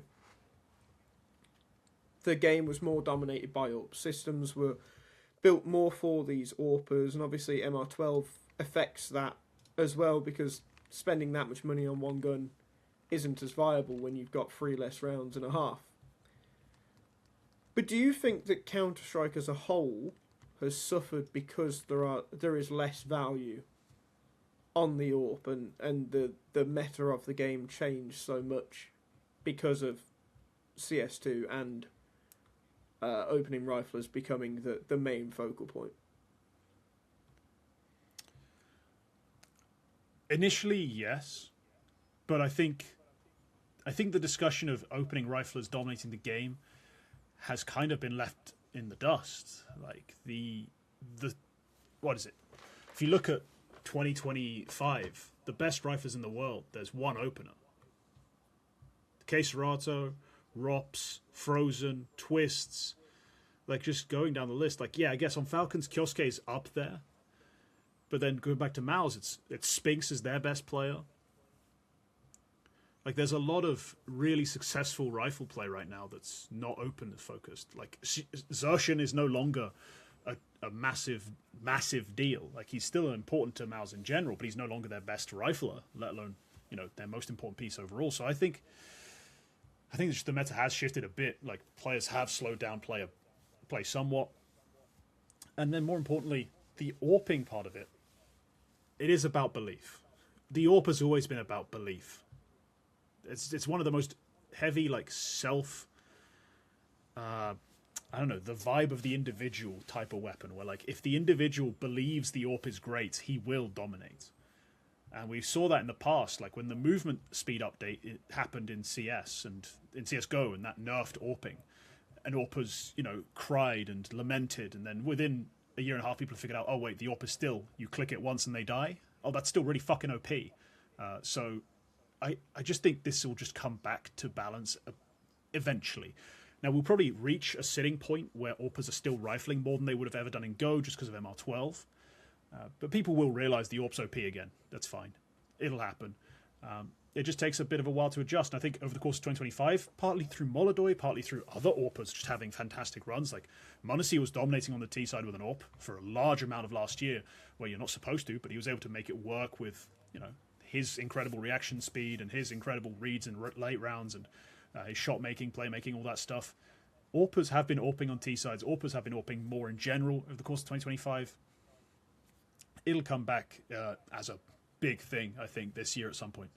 So, yeah, I'm not too worried about that. And I don't think CS has suffered too much, because at the end of the day, CS isn't deathmatch. So it doesn't matter how you really win in terms of the guns. It's all about everything else, the interplay, the utility, the strategy, as well as the individual shooting. And, I mean, a 1D or a 1-tap looks just as great as a flick. So I don't think we suffered too much. We lacked a certain style of play, a certain feel to the game where the AWP wasn't locking off certain angles in quite the same way it used to. But that's going to come back. We'll be back. Well, I kind of hope so. I feel like AWP, maybe not dominant metas, but metas where the AWP is more prevalent is maybe points where I enjoy the game more, because I just like watching AWPers, honestly. I think AWPers are the most fun to watch, which is why, you know, the next team is an interesting one to talk about, because sometimes their AWPer can be painful to watch. Na'Vi. They went out in 9th, 12th. Their loss to Spirit in the upper bracket was not pretty to witness, and their loss against Furia in the lower bracket was kind of a whatever. So do you think Na'Vi are another kind of write-off team? Or is there anything that you actually have a realistic concern over? Because obviously there was a lot of rumours about their roster. Do you think that there still might be any truth to any of that? Or what's your thoughts? So I don't know where they fit into this latest Roster Mania speculation system. Like there was a house of cards that was ready to fall if allegedly, from what I've heard, MOUZ Sports got PR. Now I don't know where that ends up pushing GymFat to. I don't know how people believed that made MOUZ Sports better. Whatever, that's a whole other discussion. But I don't know what exactly was being intimated about this Na'Vi side. Looking at the roster, I've always believed in one move only. Like post JL for MOUZ, which I loved, I've always only thought there's one move you could realistically make, and that's you get a true star rifle into IMA's spots. That was it. Like I think a guy who can actually, kill people who aren't blind would be great on this Na'Vi side and really thrive. They don't make the change, and I'm fine with it, because honestly, a lot of the conversations I've heard, like especially when Senzu becomes available, is like Senzu for MOUZ, and I'm like, have you watched either one play, you pillock? Like that doesn't make any sense. And that sort of thing would worry me more than this team not making a move. Like this team making the completely wrong move would be more concerning. So I'm in a bit of a weird spot with that sort of discussion, like where I don't even know what they were trying for, and if they were trying for the wrong thing, it'd have been a disaster. But then on this event specifically, it's a tough fucking gauntlet of opponents to have faced. Post Paravision, they played Spirit, then Furia. Like, they've played the team that won the last event, then faced two of the teams we consider to be legitimate event winners coming into the season. It's a pretty rough set of matches. And, yeah, you can just kind of write it off. But, significant problems in terms of Wonderful's performance. IMA's a sub 1.00 despite everything funneled to him. Bit performs, but that doesn't really matter historically with Na'Vi. Bit can have a 113, he can have a 0.81. It's not ever really been that big a deal, unfortunately. The key pieces just didn't shine in the way you needed them to. So I'm watching with bated breath what Na'Vi are actually trying with their roster. But if this is the team they stick with for the rest of the season, they're going to miss playoffs a lot. And that's not because I think any of the players are particularly bad. It's just that teams are really damn good ahead of them, and you have to be really smart with which events you do and don't attend if you want to avoid finishing 9th to 12th, 7th, 8th, a whole bunch. Yeah. I kind of agree with you. Like, there's so clearly just some moves for this team that just would make no sense. Now, I want to point out, I don't think Senzu to many teams actually makes a lot of sense. I think Senzu going to an international roster is a fucking disaster waiting to happen, to be honest. But, yeah, Na'Vi? Yeah, no. These the people most detail-oriented team in Tier 1. These people calling for Alexi's head as well, like, fuck you guys. And then, Wonderful, he's inconsistent, but can you improve? I don't think so. Bit, obviously, you're not getting a better player at doing what Bit does than Bit. MOUZ, I don't know why you'd want to remove MOUZ. So it just kind of has to be IMA. But then, what do you get to replace IMA? What actually makes you a better team? I don't really know. I don't know who would benefit them. I mean, there's a number of players who could play his roles on this team better. I remember when there was the whole Frozen to Na'Vi saga, I was like, damn, fuck me, sign me right up. That's pretty dope. Yeah, maybe that would be a good one. But otherwise, no, yeah, you're quite right. There's not that many slam dunks just lying around. You have to take a risk, and much the same way Astralis took a massive risk signing Ryu. It was kind of a banger move because he was in the right roles, right setup to win, and he was already clearly showing a lot of talent. Like if they made that kind of astute a signing, they could actually make a decent move for him. It's just currently, I don't see it happening. Maybe if they'd not lost their academy side entirely and taken one of the academy kids to play those roles, maybe a demon. Wouldn't that have been good? Maybe a Jokes, really depending on how they felt like bouncing it. Yeah, that'd have been banger, but instead, they're kind of in a weird limbo where I don't know if they can make another change yet. Do you know one team that should make a lot of changes? FaZe. Because it looks like I was right. It looks like I was right in Budapest. And everyone telling me, fucking, no, Jacob's really good now. He gets so much impact. He's so good. You'll see. You'll see. He'll keep this up. And Brokey as well. Brokey's back. Fuck you. Fuck you. Brokey is shit. He's done. He's gone. And Jacob never had it in the fucking first place. He had one event where he knew how to click ahead as long as there was a fucking Glock or a USP in his hand. Let's not fuck about here. FaZe are fucking shit, mate. They are shit. And they will, you know, like you said with Na'Vi then, and probably to a worse degree, because I'd expect Na'Vi to beat FaZe 7 or 8 times out of 10. FaZe will not be making many playoffs this year. You won't get to see Carrigan doing his little fucking clap and staring into the fucking camera and doing a wink. It's not going to happen because they're fucking shit. They need at least 2 changes and realistically maybe a third. Maybe Carrigan does just need to go, but maybe they've also missed the boat on who they could have gotten to replace him. I just fucking hate FaZe. I'm so done with that team. T, what's your thoughts on them? Yeah, Brokey's pretty terrible, and it's unsurprising that he's returned to that sort of form after the major. That was one thing I completely bought into. The Jacob part of it, I still have some hope for him, but it's not like he's going to solve the key problem they've had, which has been, well, last year, firstly, a complete loss of confidence and control from Carrigan, it seemed. Like, alongside Elige, things just went tits up. And after that, took him a while to get back to calling a good game. And still, honestly, struggles, it seems. And the Jacob part of it is specifically him. Like, weird. But no, I would cut Brokey tomorrow. I would cut Brokey tomorrow. Hell, I'd cut him today, but, you know, it's already basically 5 o'clock in Europe, so I think business it's over pretty much. Or it probably was at 3 o'clock, knowing Europeans. So, yeah, they do need changes, and this wasn't the way they wanted to start the season, but it's probably how most of us predicted they would. Now, maybe with a bit more Twist's firepower on display, considering he was notably missing, even in, you know, their good games at this event.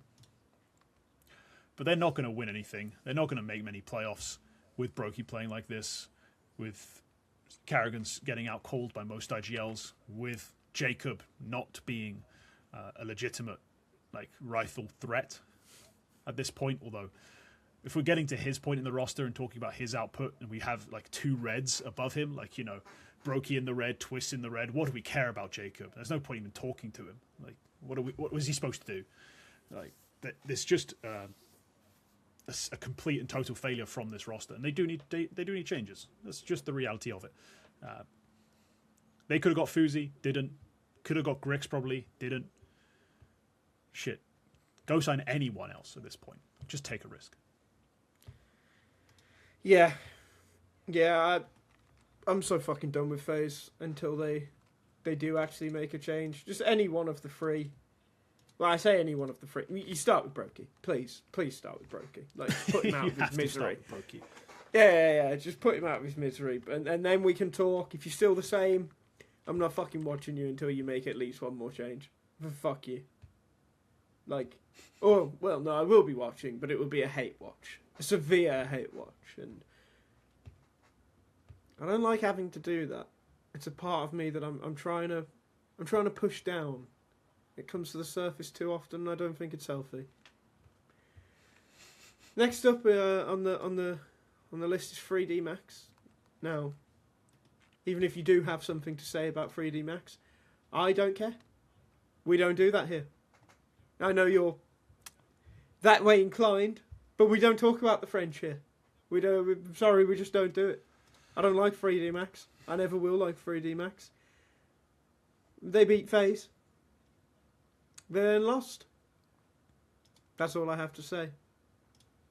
Astralis, though. All right. Astralis look decent. They do look decent. But I was watching Snake and Banter, and I believe it was Maui Snake's ugly point. I think he raised a very good point.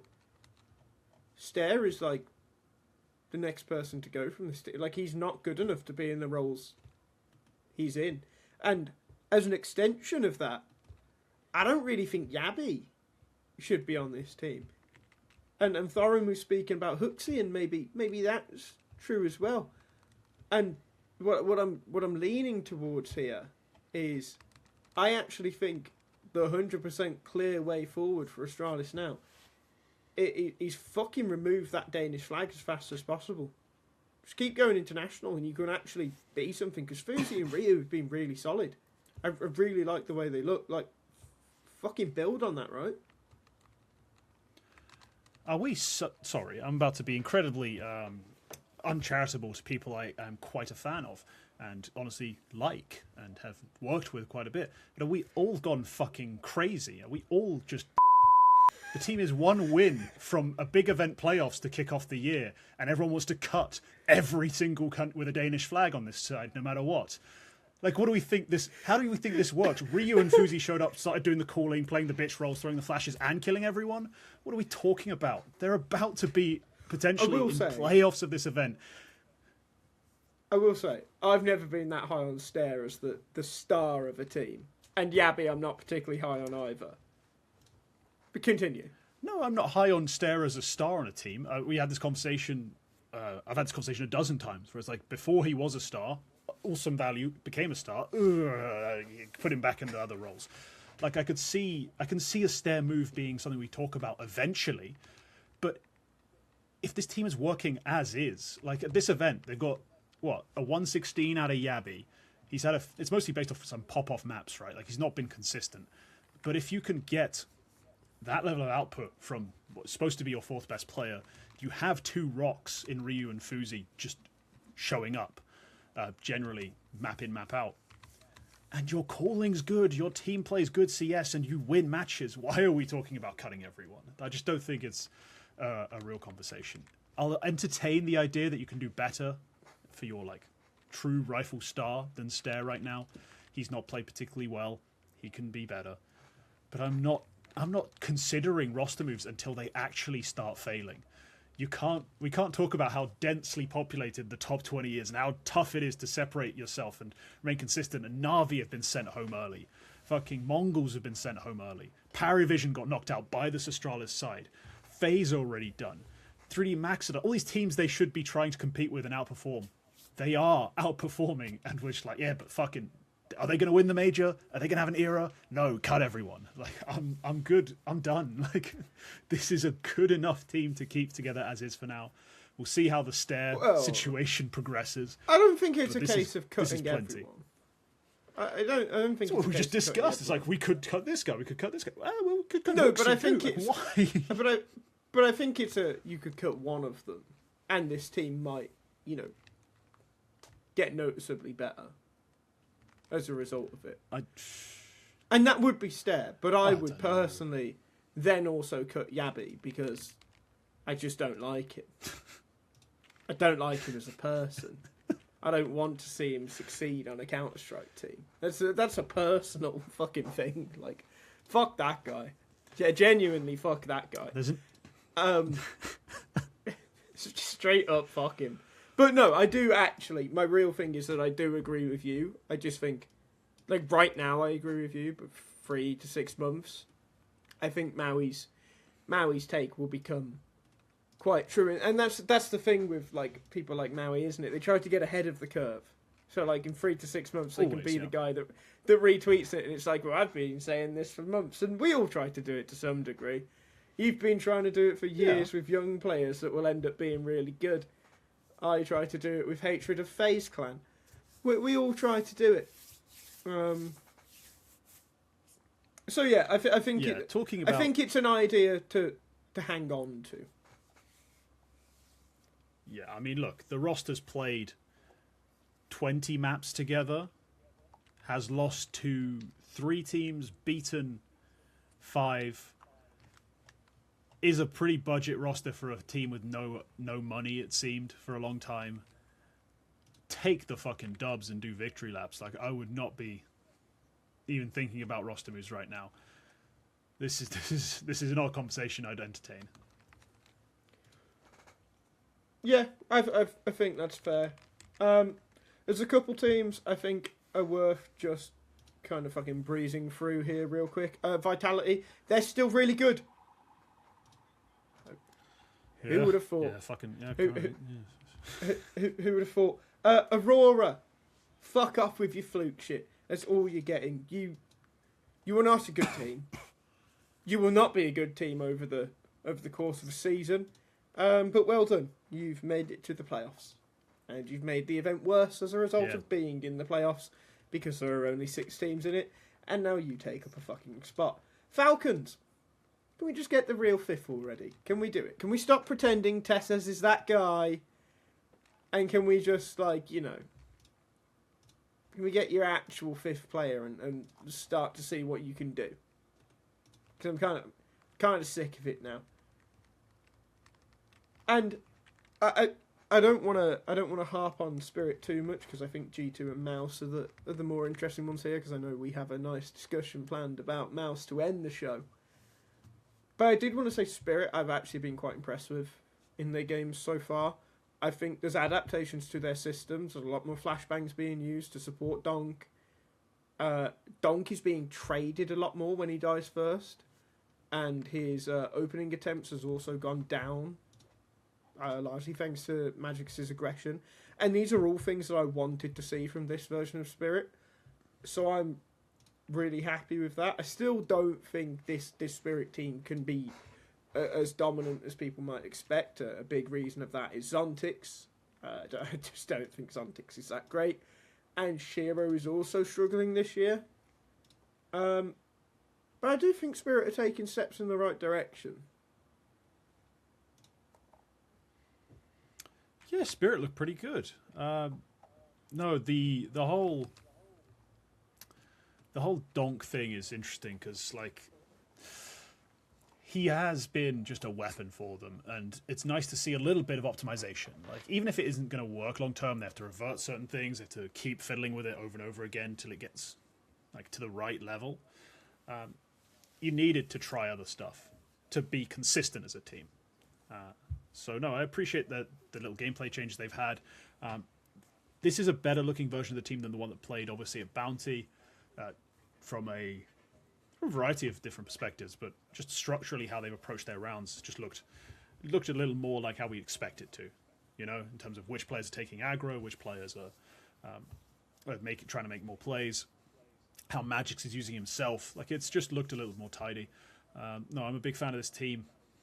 Already in the past, like I've always said, like, I don't care how bad you think Chopper is.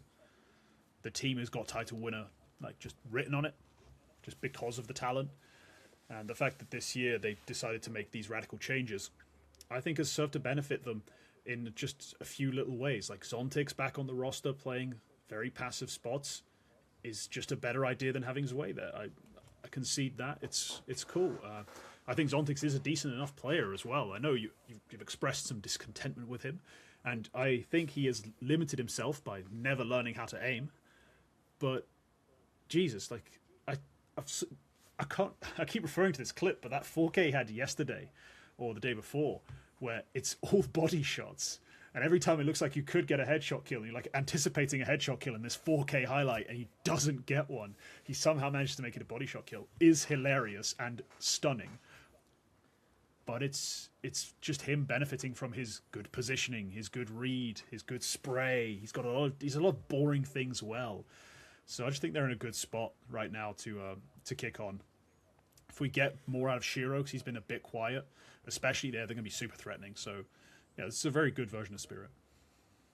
I will say with Zontix, I do respect him for his spray and his positioning and things like that. But the lack of a headshot is sourceless. However, there was a game where, at least in regulation, he did get 100% headshots in this event. So kudos to that. Did he get one Zontix. kill? Just do it with more than 2 kills next time, please. There we go. But yeah, G2 are another team who are looking stylistically a lot better at this event. You can talk about those stylistic improvements if you'd like. But my main question is, do you think they'll actually keep it up this time? Because I remember coming out of the post-Austin Rostermania, and, you know, I was really high on G2. I thought they looked like the real winners of Rostermania, and then they won London, and I was like, fucking hell, like, they actually might become an elite team. I thought they'd go on to have the season that Furia had. So they've Right. already made it to the playoffs of Krakow. Do you think this will be a consistent thing for G2 this year, or do you think we might still see the late 2025 G2? Yeah, they've made certain changes and adjustments. It seems like little improvements that we needed to see. You know, MOUZ was just, even in their London run, was a bit of a problem. Like the amount of openings he was taking, despite a lack of success, not always entirely his fault. Just they didn't really have the util in place to help him a lot of the time. It felt like, and that was a glaring issue with the team. I was like, they're just not great with util, and a part of that does lead to MOUZ MD taking a lot of deaths, and I don't like it. They've kind of changed it. MOUZ isn't taking anywhere near as many openers. Hunter has taken up some of that mantle. In terms of the T side, a lot of it really, and he's calling off of his own read. He's making a lot of plays. He looks like he's found a better sort of way of being an IGL essentially. And the team, I think, I implored him that over the offseason he take a look and figure out why their util's bad, why they're not flashing properly, why they're not trying XYZ. And yeah, so far in this event, they have some of the most flash assists, and that's great. It's a ridiculously high number, so I doubt it'll maintain quite this level. But it's an improvement, right? It's a market improvement, and it's an important thing to see.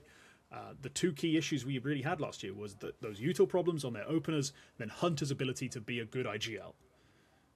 It looks like they're sort of getting better with both just by making these kinds of changes. The London run did have a lot of sort of BS elements to it, and Matisse and Heavy God both dropping a 130.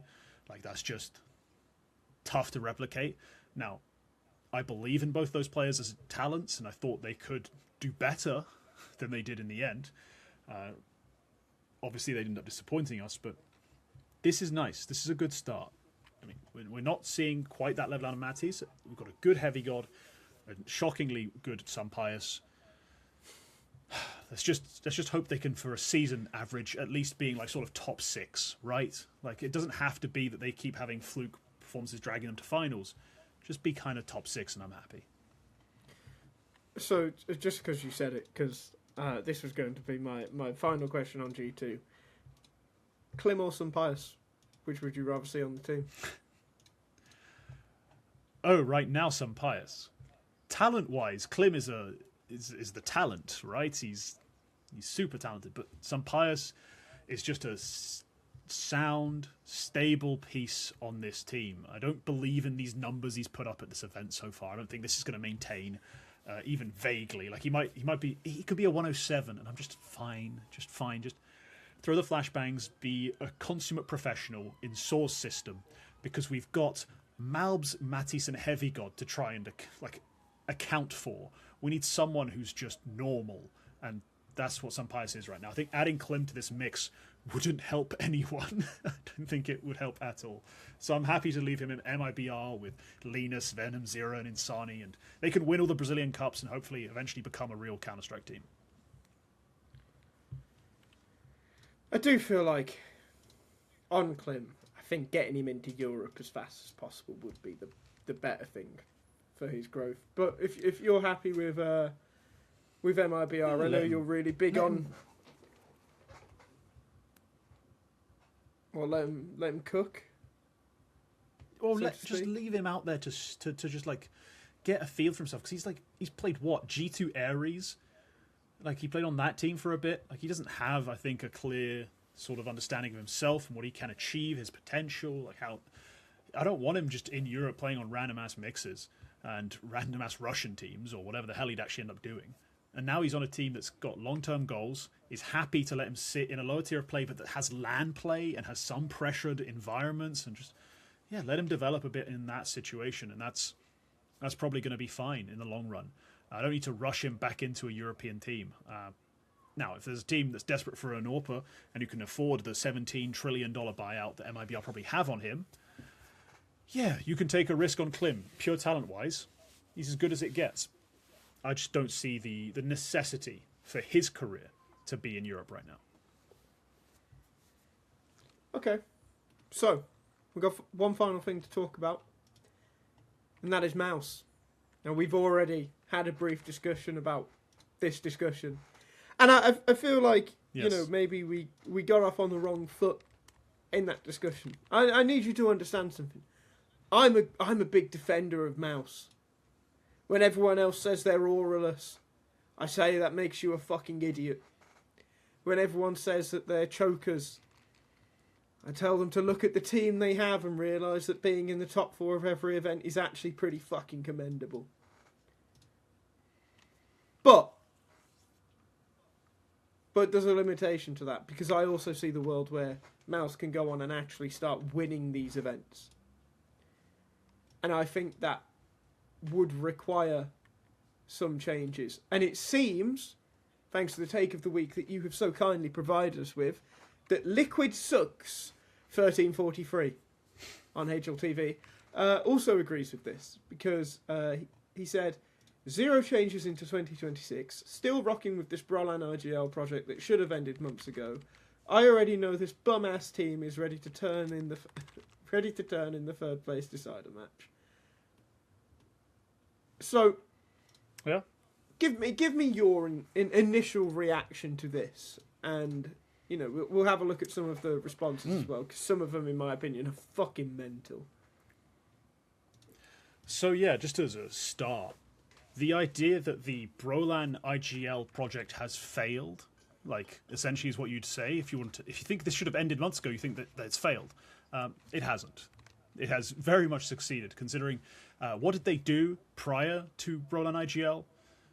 Maybe at best make a grand final, but also not make top 4s with anywhere near the consistency that you do now. Like, it was just not as successful. Now, part of that might be vibes or bollocks like that in terms of how the team was feeling. It might also just be the impact of having Spinks on the team, like a legit star rifle. That might be quite helpful. From what I've heard, you do need a guy who can shoot people with an AK in CS. But it's just an opening premise that's just bad. Complaining that a bum-ass team is going to be in the third place decider is idiotic, because that's an incredible achievement. Regardless of like what state the scene is in, that's a pretty great achievement. The fact that we are currently in this really competitive like state, especially with teams outside of the like literal title winners, yeah, you can't complain about this at all. This is a very successful team over the last year and a bit. Actually, right now, roughly a year, considering the change happens after Cato last year. Like, they've had a great 11 months, so I don't agree with the opening premise at all. No, and I'll talk more about the actual premise of this in a second from my perspective, but like, there's some insane replies to this. Like, we all love to see this downfall. Motherfucker, what downfall? Not even a downfall, just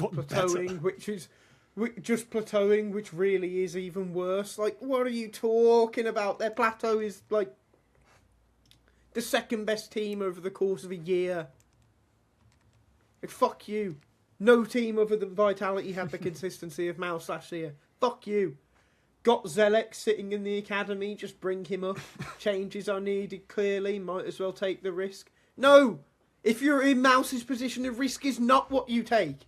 You take a fucking surefire banger move, like fucking getting Spinks. Like, fuck you. There was another one that I saw last night that really fucking blew my mind. Where is it? They won't get into the bronze match. Jimmy wanted to leave. He has to stay. Probably fragile team morale. They are already known as LAN chokers. Torzi can't play T-side. Torzi, Zersh and Spinks all prone to randomly disappearing, leading to extreme inconsistency. This Brolan plus exertion double IGL thing just doesn't work, and Spinks makes his anchor players complete doo-doo. Sure, when Torsey plus Exertion plus Sphinx are all online, they look amazing, but that only happens once in a blue moon. So many issues that not even a single roster change can fix them. Hey, but at least they are nice guys. Like, there are so many different, like, surface level fucking smooth brain narratives in that one comment. Like, I don't even know where to start. Is there any that jump out at you as being the most insane there? In that particular group, I'm going to be honest. The idea that it's just random disappearances is dumb, because we know exactly when they're going to happen. They're very consistent, actually. Like, you've completely misunderstood the entire year, Mr. One Nipple Man from the Czech Republic, fan of NIP. Like, they have been very consistently good at making top 4 in the playoffs, and at that game disappearing. Like, there's no lack of predictability to it. We know exactly when and where it's going to happen. So they've completely spun the wrong, like the entire narrative about them the wrong way round, just to complain. Then obviously the other part of it is just the general complaints that the IGLing is a problem, like that all of this is just down to an IGL problem and the leadership's a problem. Oh, if only they had a great tactician, a great tactical mind to figure this all out. Like, they need probably some leadership somewhere as far as not choking in every fucking big game, like pretty much without fail. Or at least one very important big game per event, be it if they did manage to win that semi-final, next the grand final they immediately just suck ass in. They've been uber successful in lower pressure situations. Like, they've been fantastic. Even their T-sides, which are, you know, famously lambasted by everyone, including famous HLTV FTU analyst Maui Snake, has ripped into their T-sides on the basis of round win percentage. If you just compare on these same graphs, just for those people, to keep it simple for them, pre-playoff and playoff. On pre-playoff, they win over 50% of their T-side rounds. Like, they're not a bad T-side team. There's a clear distinction that happens, or a clear difference in, or change that happens with this team between pre-playoff and playoff games that makes its way to all levels and all parts of their roster. So I'm just tired of hearing this kind of nonsense about MOUZ. Could they have... Are there theoretical improvements at certain positions? Yes. There's a world where you could get a better opener than Xerxen, especially in terms of Xerxen's inability to perform on stage a lot of the time, and the way his game changes, especially in the big games, has been a big concern. But they aren't in a bad spot right now. All this commotion, this hubbub, related to them needing to make changes, I think is absurd. And then when we even talk about, like, the PR move that was strongly rumoured, that blew my mind, because as a concept, why the fuck would I put PR on a team next to Sphinx? Like, what? Unless he's going to be doing some of the stuff Brolan was doing, and Brolan's going to go be their Jimmy. Like, this just didn't make a whole lot of sense. So I'm just frustrated with a lot of the conversations people are having about MOUZ and their inability to process exactly how successful this team is, despite not having lifted half a dozen trophies. They've done amazing work from just the players themselves, but also especially the leadership standpoint. Like, Cyclone was my pick for Coach of the Year last year because of everything that happened. How are people still so confused about this side? I mean, are you? I think you did seem pretty anti-Brolan yesterday. Tell me how on earth you do a lot better with an IGL change in this roster. Like, I just don't see a big improvement possible. Okay. So, I agree with a lot of things you said there.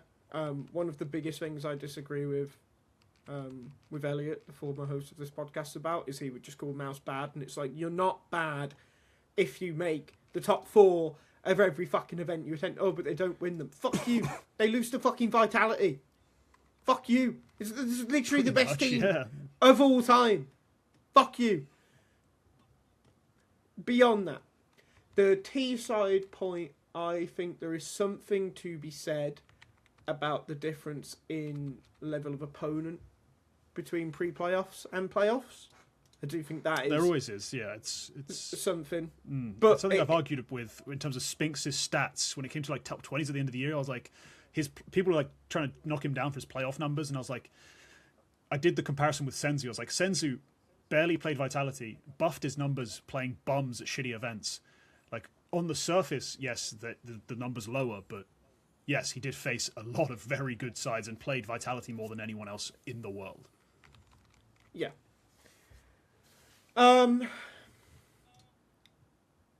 So I have to be careful when I talk about MOUZ, because much of what I know about MOUZ is off the record.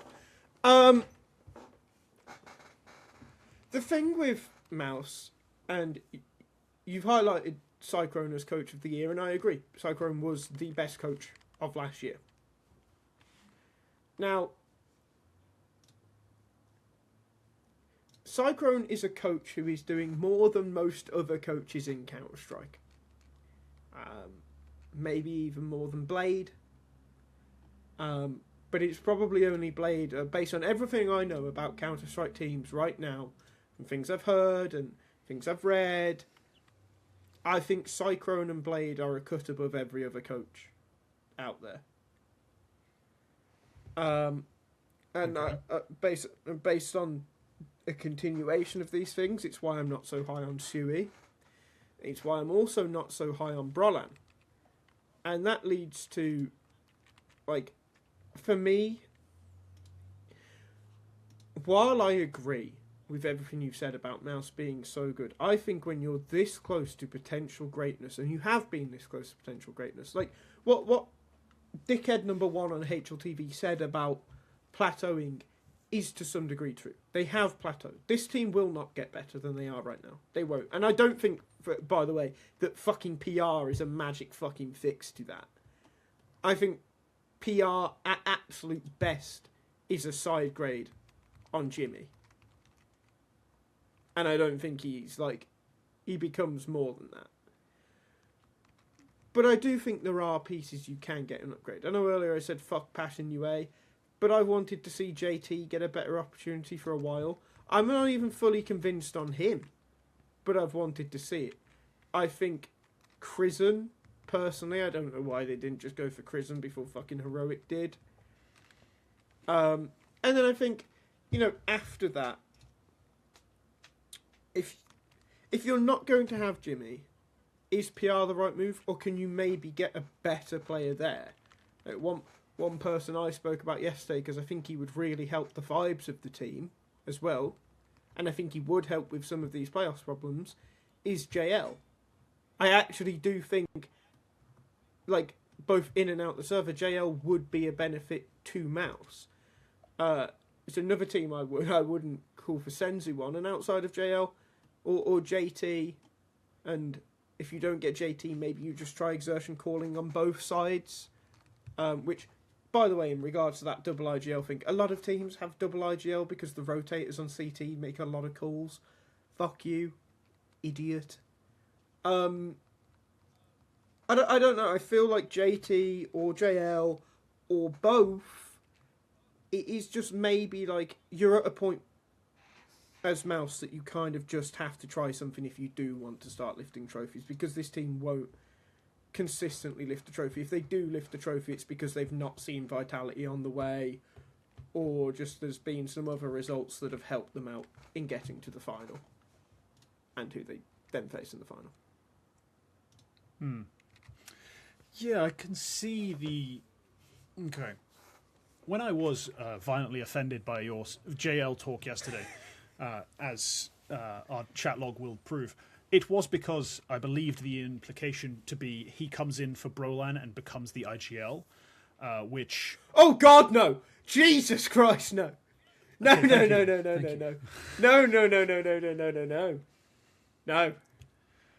God, no. You see, I don't make it... I make it like a very clear thing in my life that I avoid the violently mentally ill, and I thought that's what you were for a second when you said that.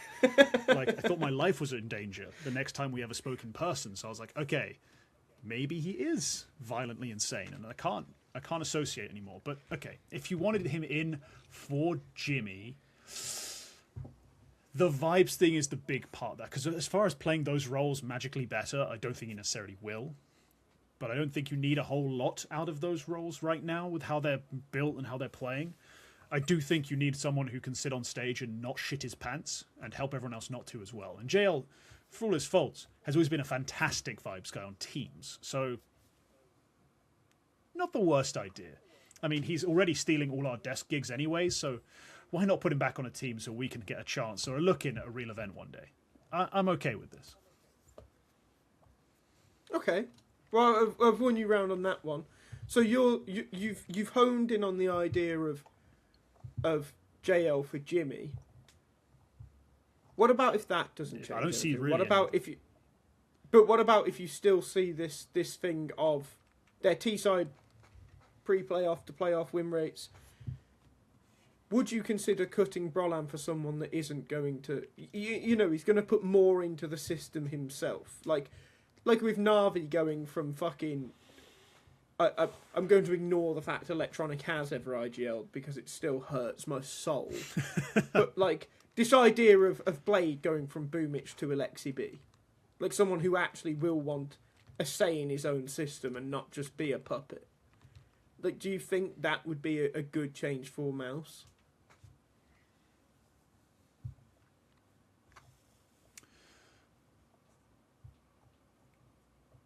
There are very few IGLs I rate enough to say, yes, that's 100% guaranteed to work. You know what I mean? Like, I don't feel enough confidence in any real move. Like, the JT one is maybe one of the few that I could see having any sort of real credible, like,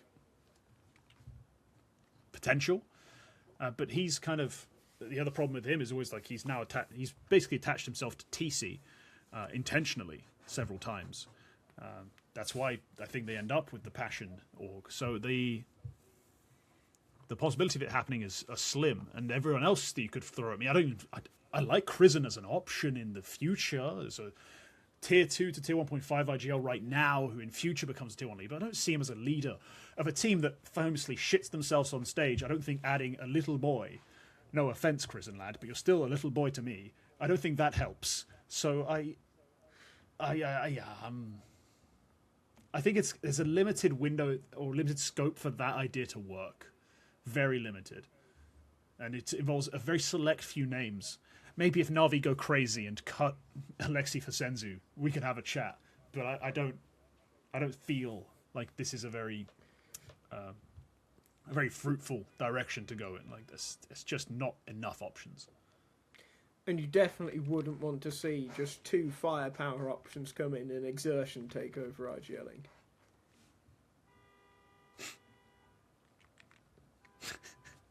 Well, there's a part of me that's fucking crazy and would say, yes, do it. Do it. Because that's where I'm at. It's the crazy part where it's just like, go on then. Go on. Yeah, no, if I'm feeling truly loose and... like maybe after 7 drinks and I'm having a chat with whoever runs MOUZ, I'm like, have you tried? What if you signed fucking 2 random riflers who good numbers and just told Xertion to fucking call everything, you know? Like yeah, maybe if I was hammered I'd say that, but as a sensible, conscious man, I would not endorse straight firepower upgrades, just bunged in, just see what works. Like no, I do not want that. Okay, well, maybe I'll just have to get you drunk and call my friends in MOUZ. I'll just get you drunk anyway. Yeah. And with that should be the end of the podcast, because I'm going to say something very unwell otherwise. T, thank you very much for coming on. Is there anything that you would like to plug before we depart? Yeah, me. Hire me, pay me, sign me, whoever you are, give me money. Me. I'm great. There you go. MOUZ, he could even IGL for you. But with that, apparently he's been KingT. Anyone could do better than Brolan. Fucking sign me. True. But he's been KingT. I've been Sam or Animo. Charlie is producing and editing. He's actually not producing today, the cunt. And James is making thumbnails. Jack will be back next week and we'll talk about things that happen for the remainder of Krakow. Thank you very much, and I'll see you then.